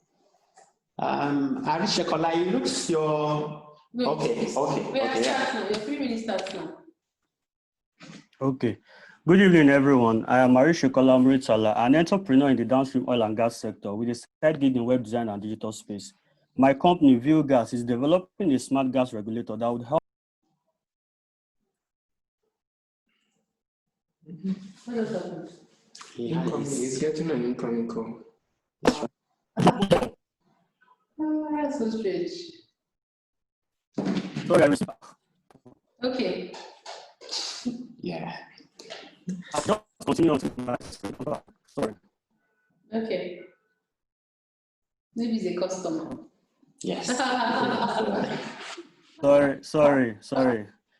I am Kola Amritala, an entrepreneur in the downstream oil and gas sector with a side gig in web design and digital space. My company, ViewGas, is developing a smart gas regulator that would help households monitor and manage their cooking gas consumption and also detect gas leakage to solve the problem of running out of gas while cooking and that of domestic gas explosion with an end-to-end metering device connected to a gas cylinder at one end and a mobile phone app at the other end. In our 5 years of running a cooking gas delivery business in Nigeria, we have applied non-tech methods to solve the top 3 pain points of cooking gas consumers, which we are all very familiar with. These are abruptly running out of gas while cooking, gas vendors refilling gas that is not equivalent to the amount paid, domestic gas explosion as a result of undetected gas leakage. Now, we want to solve this problem using technological innovation. Our solution is a smart gas metering device that would review the level of gas in a consumer cylinder, send refill notifications to the consumer as and when due, and also review gas leakage to the consumer in real time. Here is a screenshot of our ViewGas mobile app. And there is a screenshot of our ViewGas device in motion. We have validated our markets. Nigerians consumed 120,000 metric tons of cooking gas in 2015 and 900,000 metric tons in 2019. This represents a 72% increase in consumption in the last 5 years. The market is on a rapid growth, and accordingly, in less than a month, we have amassed 275 subscribed emails of excited customers eagerly waiting for us to launch our products. The global market size of cooking gas consumption was estimated at $160 billion in 2019, while that of Africa and Nigeria stood at $73 billion and $14 billion respectively in the same year. Our business model is majorly focused on the sale of our View gas device, targeting a monthly sale of 5,000 pieces at $50 each to generate $3 million on an annual basis. This competitive analysis metrics shows that we have the unfair advantage of being the pioneer of cooking gas as a service in Nigeria. We want to begin our market adoption from our existing customer base by getting them to buy our device and enticing them with discounts to refer their family and friends. We will simultaneously explore partnerships with gas vendors as well as social media marketing campaigns. Our team consists of vibrant young men with over 20 years of industry experience amongst them. I, Arishekola, have over 5 years experience as an active player in the downstream oil and gas sector. Koma Nokichukwu is a brand strategist with over 5 years experience in the branding industry, while Oluwatobi is an embedded systems engineer at Intel Corporation with over 10 years experience in the IoT industry. We are looking for $5,000 in funding to build and launch a working prototype by August 31st and $95,000 to run a full business operation as we have highlighted below. Thank you. Yeah, thank you. Dr. Mr. Ajijola, sorry. Okay. This one I like. I think not only do I see the possibilities of wanting to monitor, I mean, what the pitch basically is talking about, but I see an additional component that you need to add. As somebody who pays bills or pays for gas, I would be very interested in knowing the rate of usage by different people. So if I employ a new person in the kitchen, or if Madame in this case gets a new help in the kitchen, you'd be able to see the difference in gas usage. I think this would be very interesting. I do have a concern, quite a significant concern, and that is about issues around data privacy. I think that you have to tread very, very carefully, because if you know the gas utilization in my house, technically you can know when I'm around or not, or when people are in the house or not. So if somebody is able to access this data and see that during the summer there's hardly any gas usage, that might tell a potential rogue that maybe the family has gone for Dubai holiday or gone to the village for Easter or Christmas or something. So that's an area I would really ask you to also think about and mention it, that what you are doing to mitigate. I'll give it a 4. At least let somebody here have above 3 from me. Thank you. Thank you, sir. Thank you, sir. Dr. Mohammed, is score, please. Oh, sorry, and $50 is a bit high. Oh. Try and drop it. Okay, that's right. Sir. Okay, sir. Noted, sir. Yeah, I like this very, very much. Wow. Lucky him. Yes. I like this. There are so many things that I see potentials in, and something that I personally am looking at. So this is something that is really, really interesting. And I think I'll give you, I almost would say a 5, but I would give you a 4. I really like this. Wow. Thank you, sir. Okay. The next person, I think, instead. Okay, I said Eric, right? Eric or instead, the first person. Allow them share their screen, please. So the first person, Eric instead. I'm about.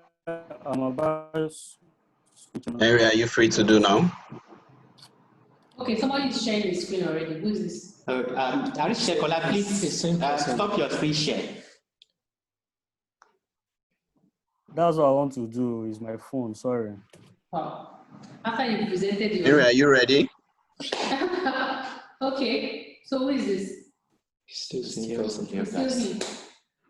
So have you been able to do this? We can end it from Yes, I'm almost there. Stop. No. Yes, I've stopped.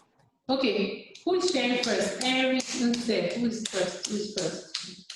Eric instead. Who is coming first, please? Hello, everybody. Okay, instead. Can you see my screen? Yes, very well. All right, thank you, everybody. My name is Nse. I'm the founder of Sendit.ng. Sendit is a cutting-edge on-demand delivery tech for Africa. This will be a mobile app that will aggregate dispatch, already existing dispatch services or logistics companies.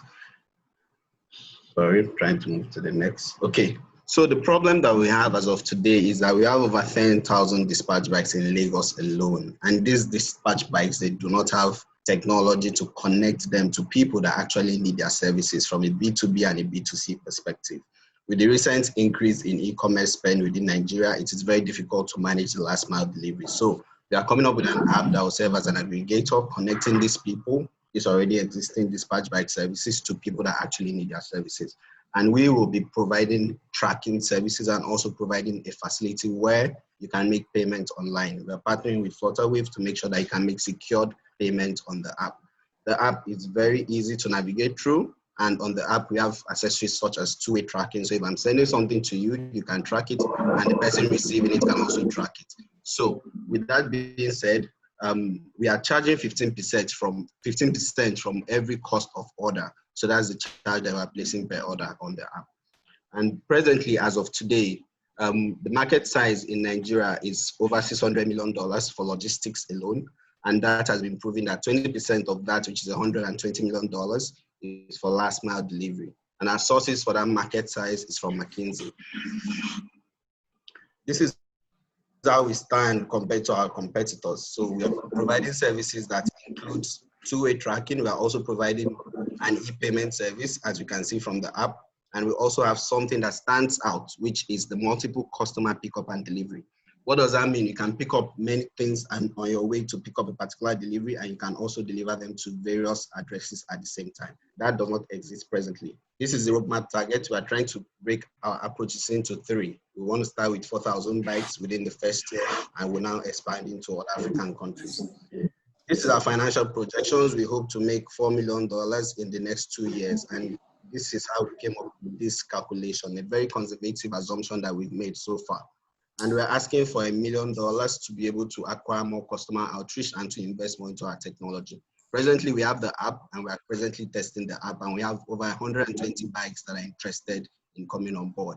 This is the team. I'm the CEO of the company, and I have experiences working with GE, and my co-founders work with Schlumberger. I've worked in the US and worked in Nigeria within the logistics space. So I believe we have the right skill sets to be able to handle this idea. Thank you very much. Thank you. So, sorry, before the end methods, you changed your idea, right? Or is it the idea you've been pitching since? This is the idea I've been pitching. Yes. Wow. This is the idea I've been pitching. So Lucia, I have a quick feedback for you. This is very distracting if you have a lot of text in that your slide. So try as much as possible to reduce the number of text you use. You can use images and less text to portray what you are working on, right? Okay. Then also, Mr. Ajijola, sorry, Abdul-Hakeem Ajijola, please, can you give your feedback? Okay, I think as a concept, I do like it. Again, 15% I think is extremely high. I do realize that Nigeria does have special circumstances, but I really think you need to be looking at 2 to 3%. If not, many of the bigger firms will simply just not bother to. I mean, I might as well set up my own if it's going to be 15%. If I'm going to pay you 15%, so I think just on that you are outpricing yourself. So I'm much more conservative on that. But having said that, it's a good idea. You want to say something?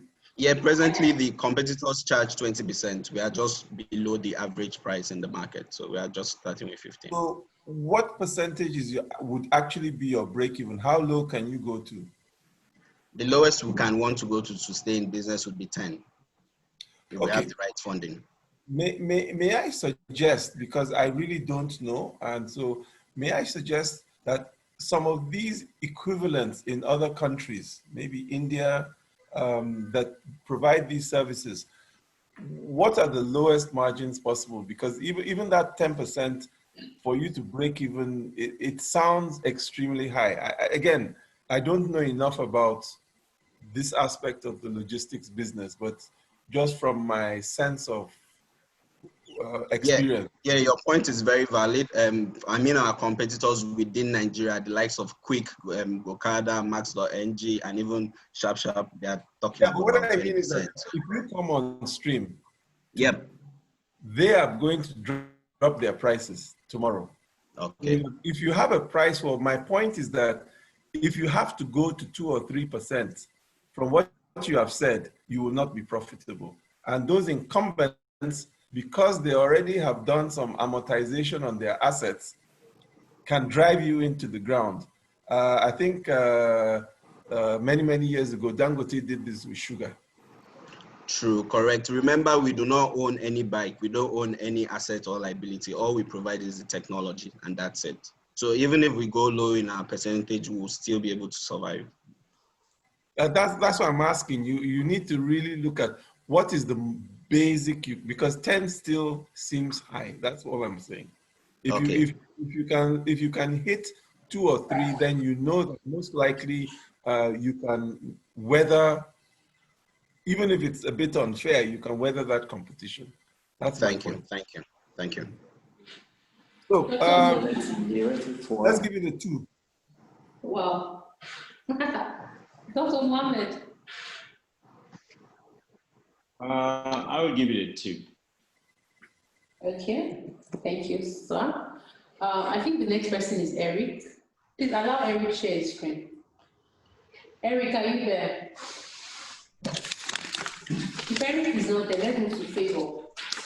Shineni, Alami, Adana, anyone. If you have not pitched, please raise your hand so we can be sure. Okay, Saratu, are you there? Shineni, are you there? See, a lot of people have not pitched actually. Wow. It's like they're not here. Eric is not here. Saratu, are you there? Yes, I'm here. Okay. I'm here. I'm here. Okay, wait, Shenemi is here already, don't worry. Shenemi, can you quickly share your screen? All right.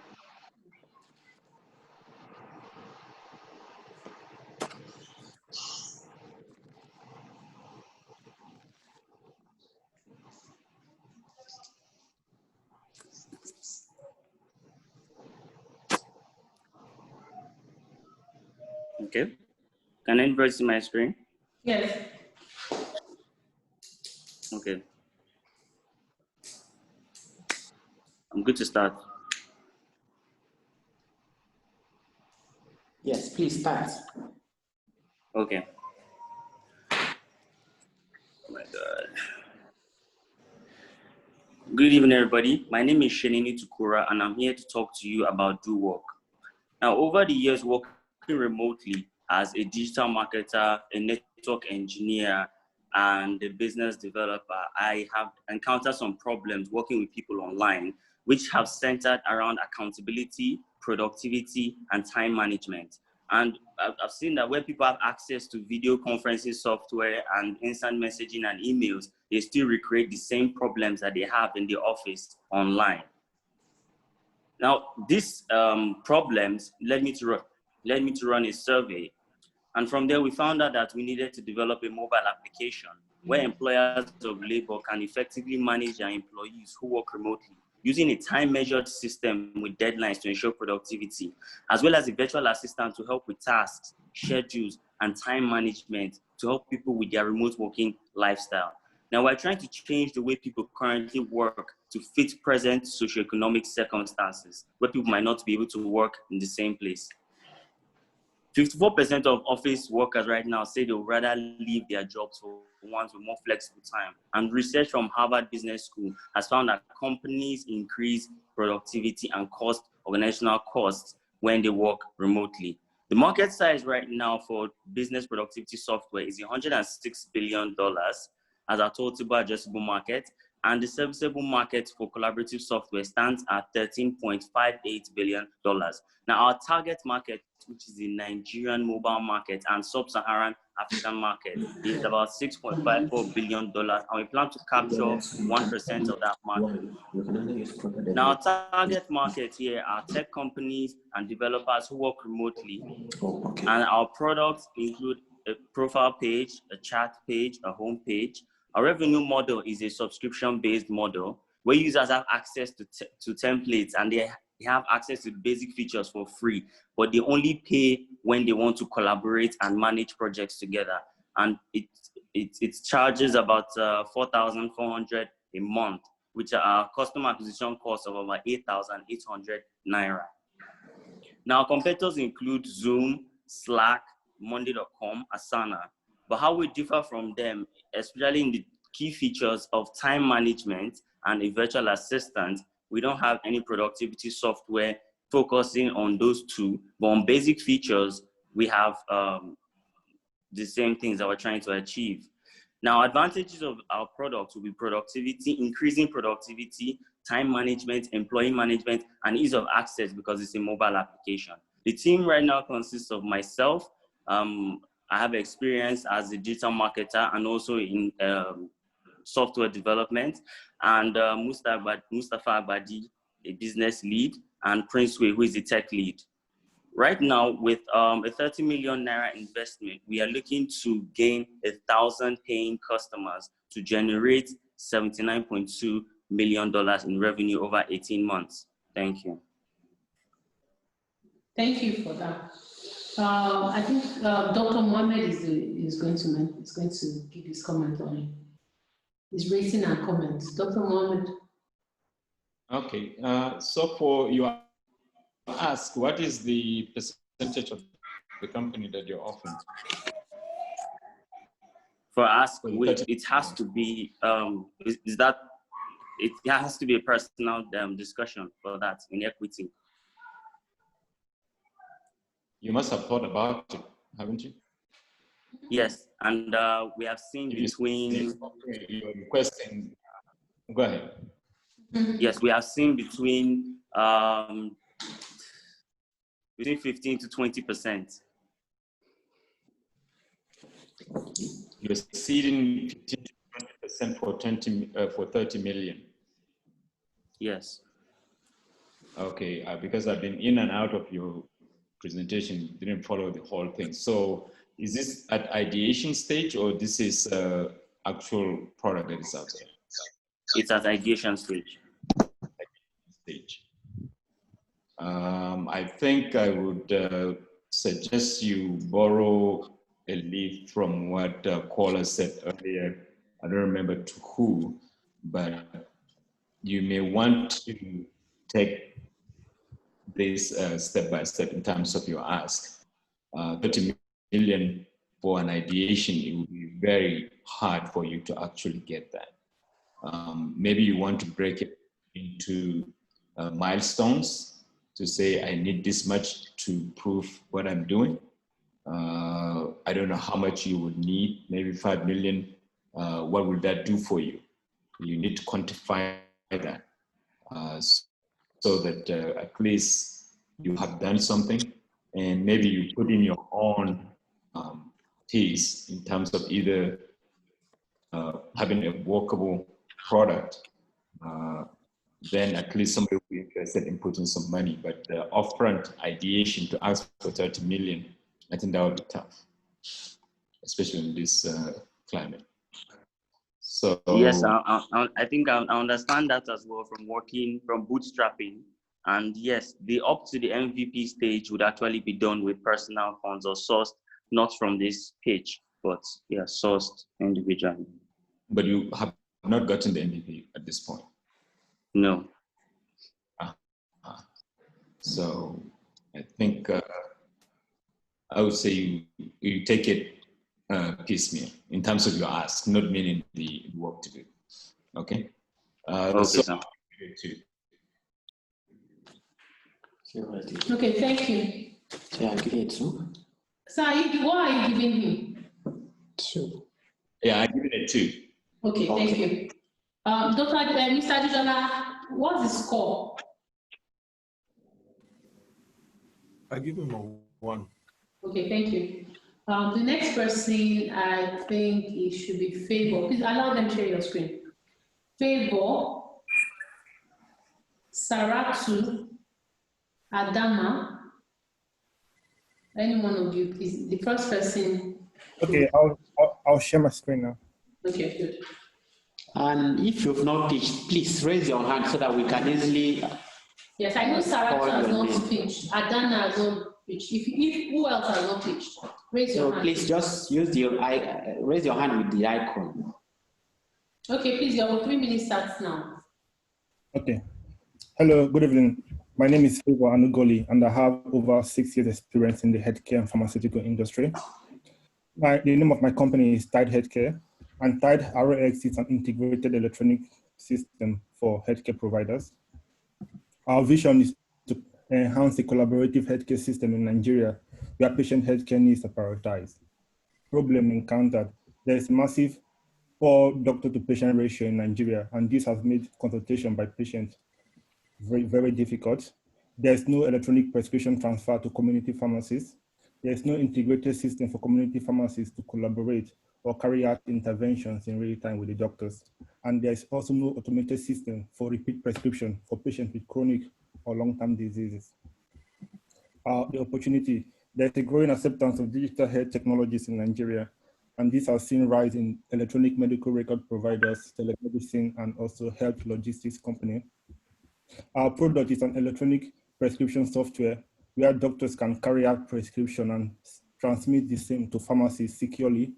This will enable the pharmacies to dispense medication or to also carry out a medication intervention whenever an error in prescription is spotted.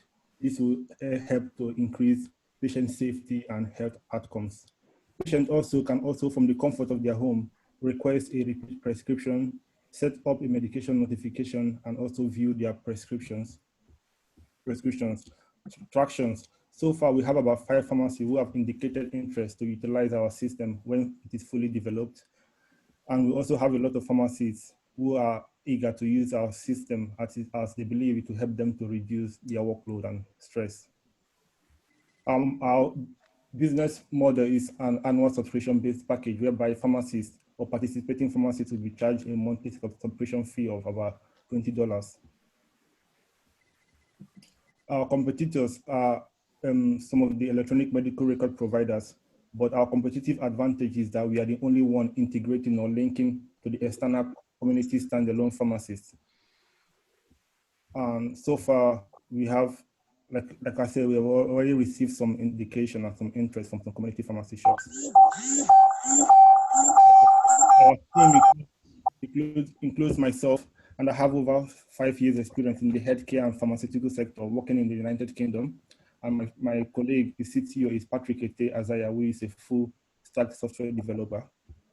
Our ask today is we're looking to raise about $50,000 to help us finish our software development and to acquire about 5,000 customers within the next 8 months. This will enable us to acquire a revenue of about $1.2 million within the next 18 months. And that will be about 5,000 customers or paying pharmacy shops. Thank you. Thank you. Dr. Mr. Ajijola, I'm sorry. I will keep saying. Mr. Ajijola. Okay. Very quickly, I think it's an interesting concept. A couple of things. I think the key challenge here is not necessarily software or app, but actually attitude.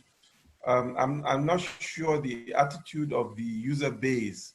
I think you're going to have to spend a lot of your time and effort in changing those attitudes and mindsets.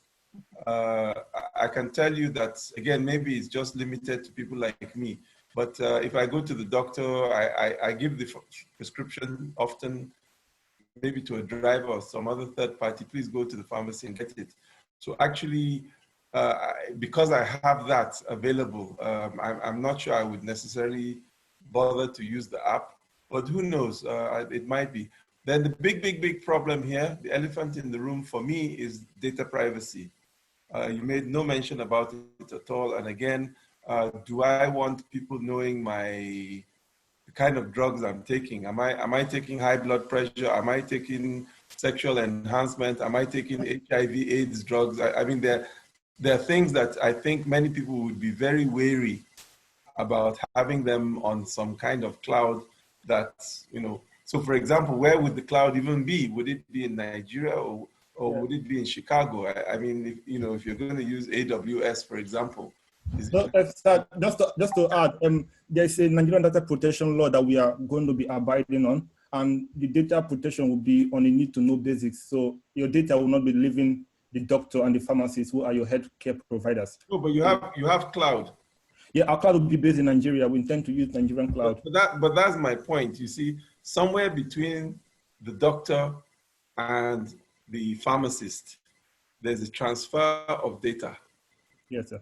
Now, I know personally how it can be protected, or at least reasonably. But what I'm saying is that, to be honest with you, this is why we're back to attitude and stuff. Most people don't trust that kind of medium.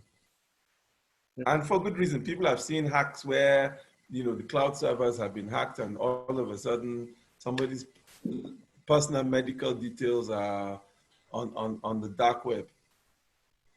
I think it's something you need to investigate a little more, because that's going to be the cornerstone of trust. And yes, trust is what will make it or break it, in my opinion. Yeah, we're going to be investing heavily on security as well, data protection and security. Well, you have to say so without being drawn out like a tooth.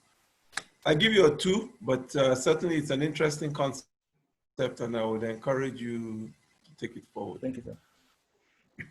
Thank you so much, sir. Dr. Mohammed, please, what's the score? Yeah, I'll give him a 2, but it's a high 2, close to 3. Okay, thank you, sir. So I like the idea, the new idea, but. Okay, thank you, sir. Thank you, sir. The next person is Sarah Tumila. Sir, I don't, Eric, if you are there, can you raise your hand? Like, I've called you like 4 times now. Hello, good evening. Sarah Tumila, hi. Yeah. Good evening. Please let me just share my screen.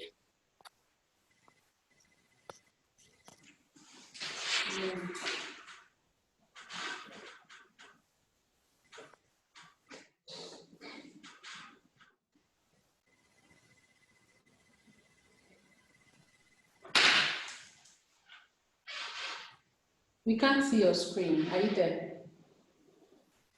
You even muted yourself and you're supposed to be talking. Okay. Alamin, are you there? Adana, are you there? Eric, are you there? First person to pitch. I'm here. Alamin is here. Okay, please share your screen.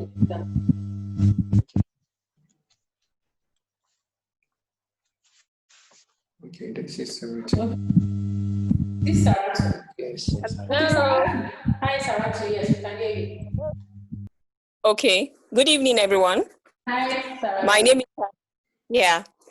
There are major challenges in the health sector in Nigeria, which I'm focusing on one, that is lack of proper diagnosis of health conditions. This is a major challenge because it could lead to death or make one's health condition worse. So I have experienced this firsthand as a woman born in Nigeria with the sickle cell disease. With this, I've been able to grow from sickly to healthy by practicing on preventive health and building on wellness. My company, Heal in Nature, has put together an easily accessible health solution for women between the ages of 25 and 60, using a planned regimen of therapies, health supplements, and automated routine checks using advanced modern technology. This is to help the women adopt a healthier and more sustainable lifestyle in order to keep their bodies healthy and their mind in a good and clear state. Our services can also be accessed online for those that have a busy schedule or would like to experience our services at the convenience of their homes.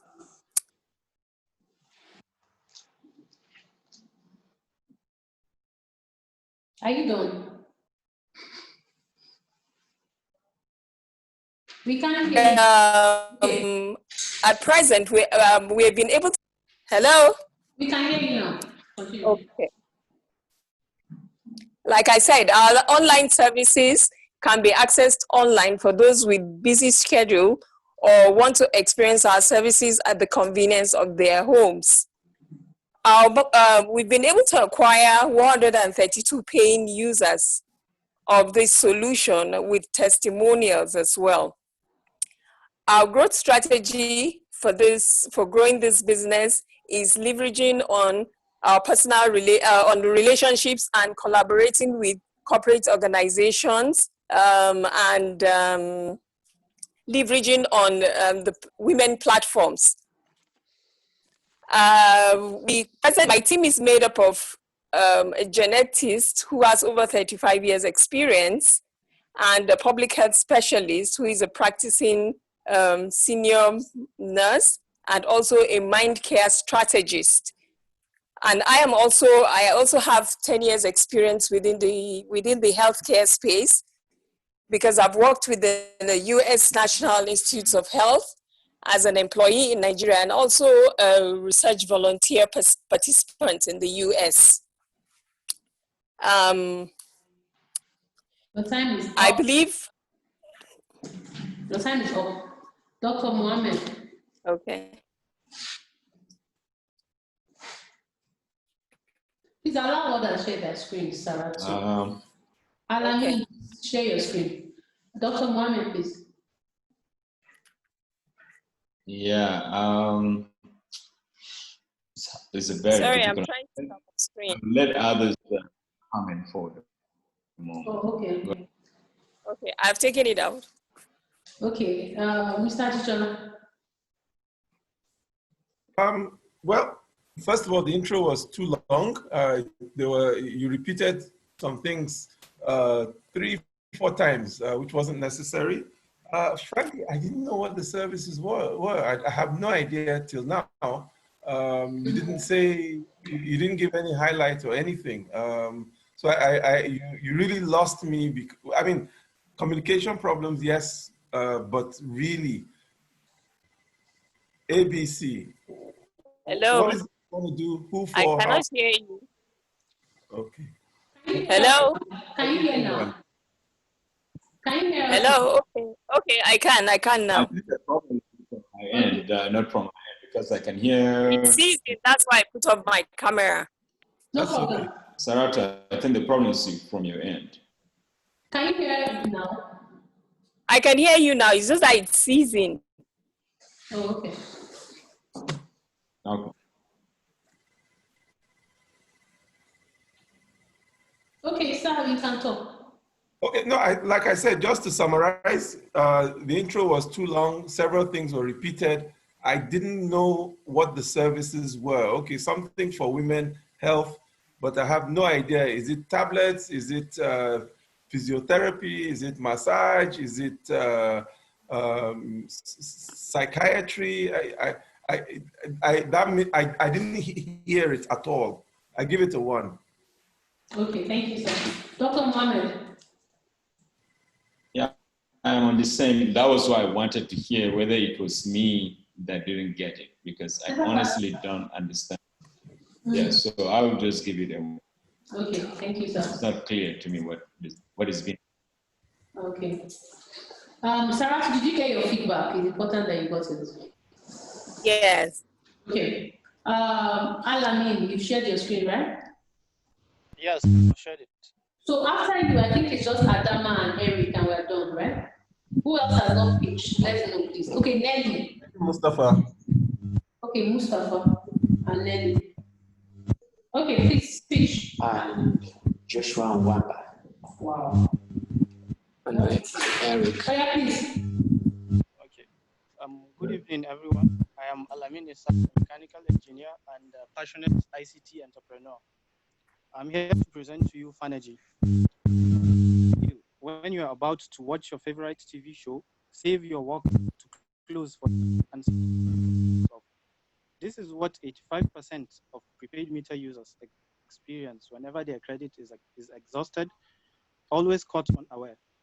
What if I told you you can view and control your energy consumption in real time from every possible energy point in your building, just like how you view and control your data consuming applications on your smartphone? Introducing to you Bricks Fund. Introducing to you Energy, a company developing a software to help buildings reduce energy wastage from individual sockets using our smart device system.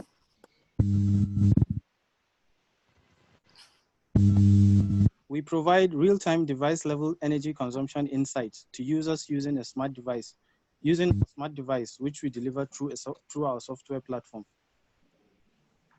Currently, people find it very hard monitoring consumption from individual electricity points.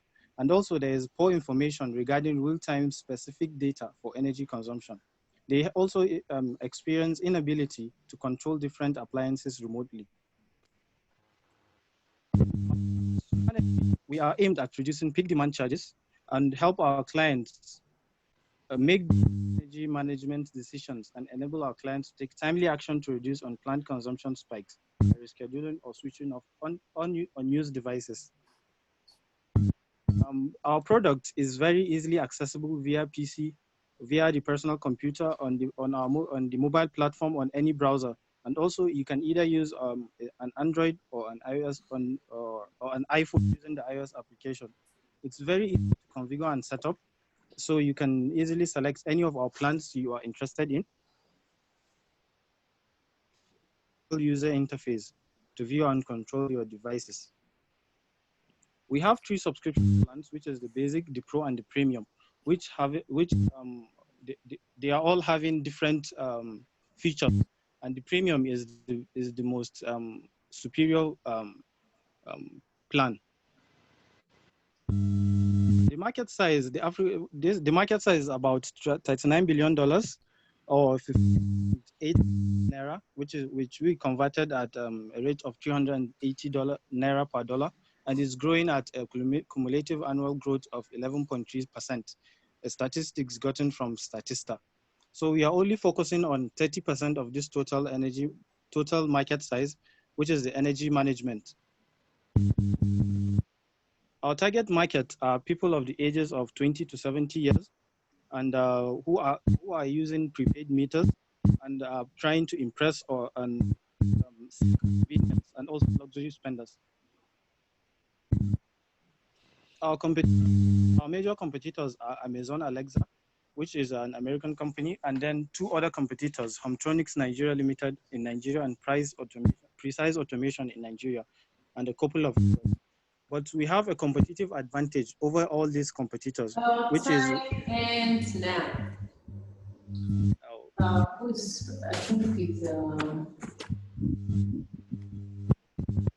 Mr. Ajijola. Okay. Yes. Again, as an idea and a concept, I think it's excellent. I'm really, really, really worried, especially in this case of data security.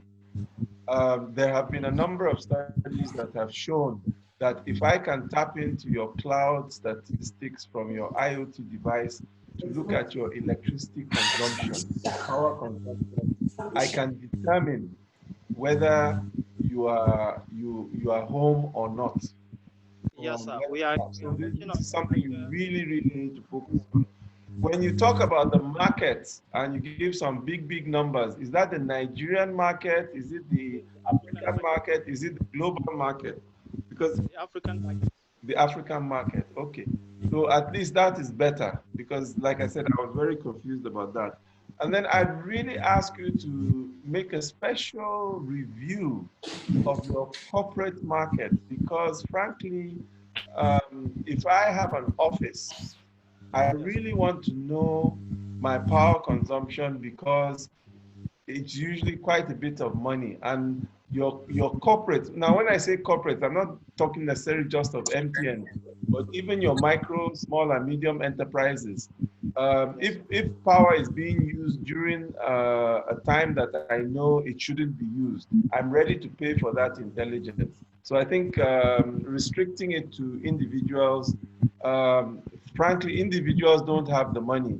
That is why today MTN is doing far better than Airtel, because by the time Airtel came along late, MTN had already taken the corporate market for telecoms. So you need those kind of corporate accounts. They better margins and better long-term income. So I give it a. Okay, thank you, sir. Okay, thank you, sir. Dr. Mohammed. Yeah, so Aina is interesting, and I can see potentials in it. Only thing is, what is the actual market size? You said again? Okay, $9 billion. In Africa, that's the 19. No, 39. 19. No, 39. 39. Yeah, 39 million. Yes, yes. That is $39 million, right?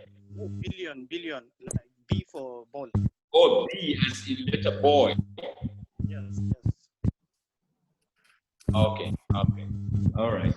How much is the subscription that you're charging per month? Yeah, currently we are working on 3 plans. So we are working on, because most of the plans are just giving you, like the first one only gives you access to the scheduling and shutting off. The second one, that's okay. You have 3 plans for each. How much are you going to be charging? For the first plan, it's going to be 5,000 for 2 months. That's 5,000 naira. Yes, per device, because it's okay. every device comes with a specific IP address where you can access it. So that's why we are integrating the hardware firewall. So it's only one person that can access that device. So it's not like it's how smart meters work, that they are on the internet. This device is there's a hardware firewall that we are planning to integrate on it. So it's only one person that can access it. So that one person has to subscribe for that device alone. Okay. So 3,000, 5,000 for the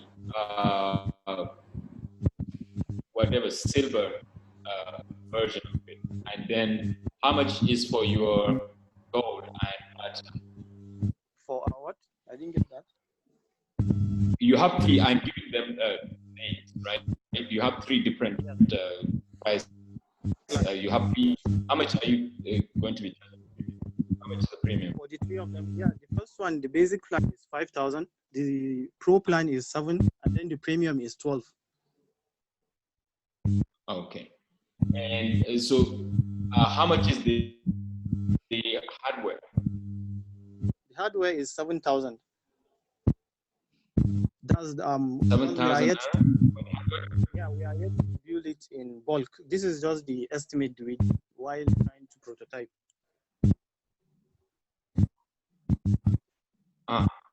So where do you plan to produce this? That will cost only 7,000. What? When we no. Where? We Who plan is going to produce to build it for you? We plan to do it here in Where? Nigeria. In Nigeria, there's you plan to produce it in Nigeria? Yes, there's a PCB plant in Lagos that we are trying to work on. So we design. So have you worked on the BOM, the bill of material for this hardware? Yes, we have worked on it. That's what we are trying to build. Bill of material. On the bill of material, our estimate was 6,000 for the hardware. Excuse me? For the hardware. That's like including all of the features. We have not reduced like the other because it's using internet. It's using the Zigbee, the Zigwave, which without internet, and we are trying to integrate the hardware firewall. So we are not sure how much it's going to cost us in bulk. So this is just an estimate of a particular one device producing one. Okay. So the reason why, just hold on. The reason why I'm asking you, I thought you were providing a software solution, but it sounded you're also going to have a hardware component. If you're going to have a hardware component, yes, that is going to be an associated bill of material. But the bill of material that you're going to have you're talking about Zigbee and all that. Zigbee is wireless. It's a technology, and you will have a chip. Yes. Right? So if you're going to have those components, you're going to import those. And if you're giving me a sum of 6,000 naira for the bill of material, I don't think you are right. Yeah, because we are not importing, we are designing them here and then print it in Lagos, because they print it in Lagos. We are going to print the boards in Lagos.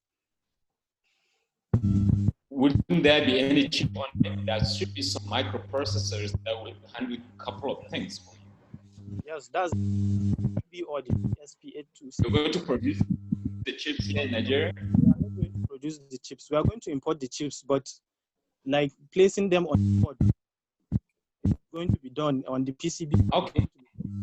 Okay. So I'm just trying to highlight to you, and this is my area of specialty, okay? So I'm asking you this question. Hardware component, you need to go back and do your work. How much is 6,000 naira in dollars? 380. Approximately. Enable you to produce the component.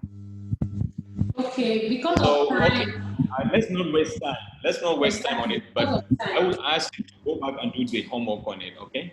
Work on your bill of material, because that will determine whether or not this is something you want to get into. Okay? And how much? Yeah. Thank you, sir. Please allow Joshua share his screen. Joshua. What's his rating for? Okay, rating. Okay, sir, you give it your rating. We'll find. I'll give Sorry? Two. I'll give him he needs some more. Yeah. Okay. Mr. Ajijola, what's the score? 2. Okay, good. Please allow Joshua share his screen. Joshua, you there? Please unmute yourself. Eric, you're next. After Joshua.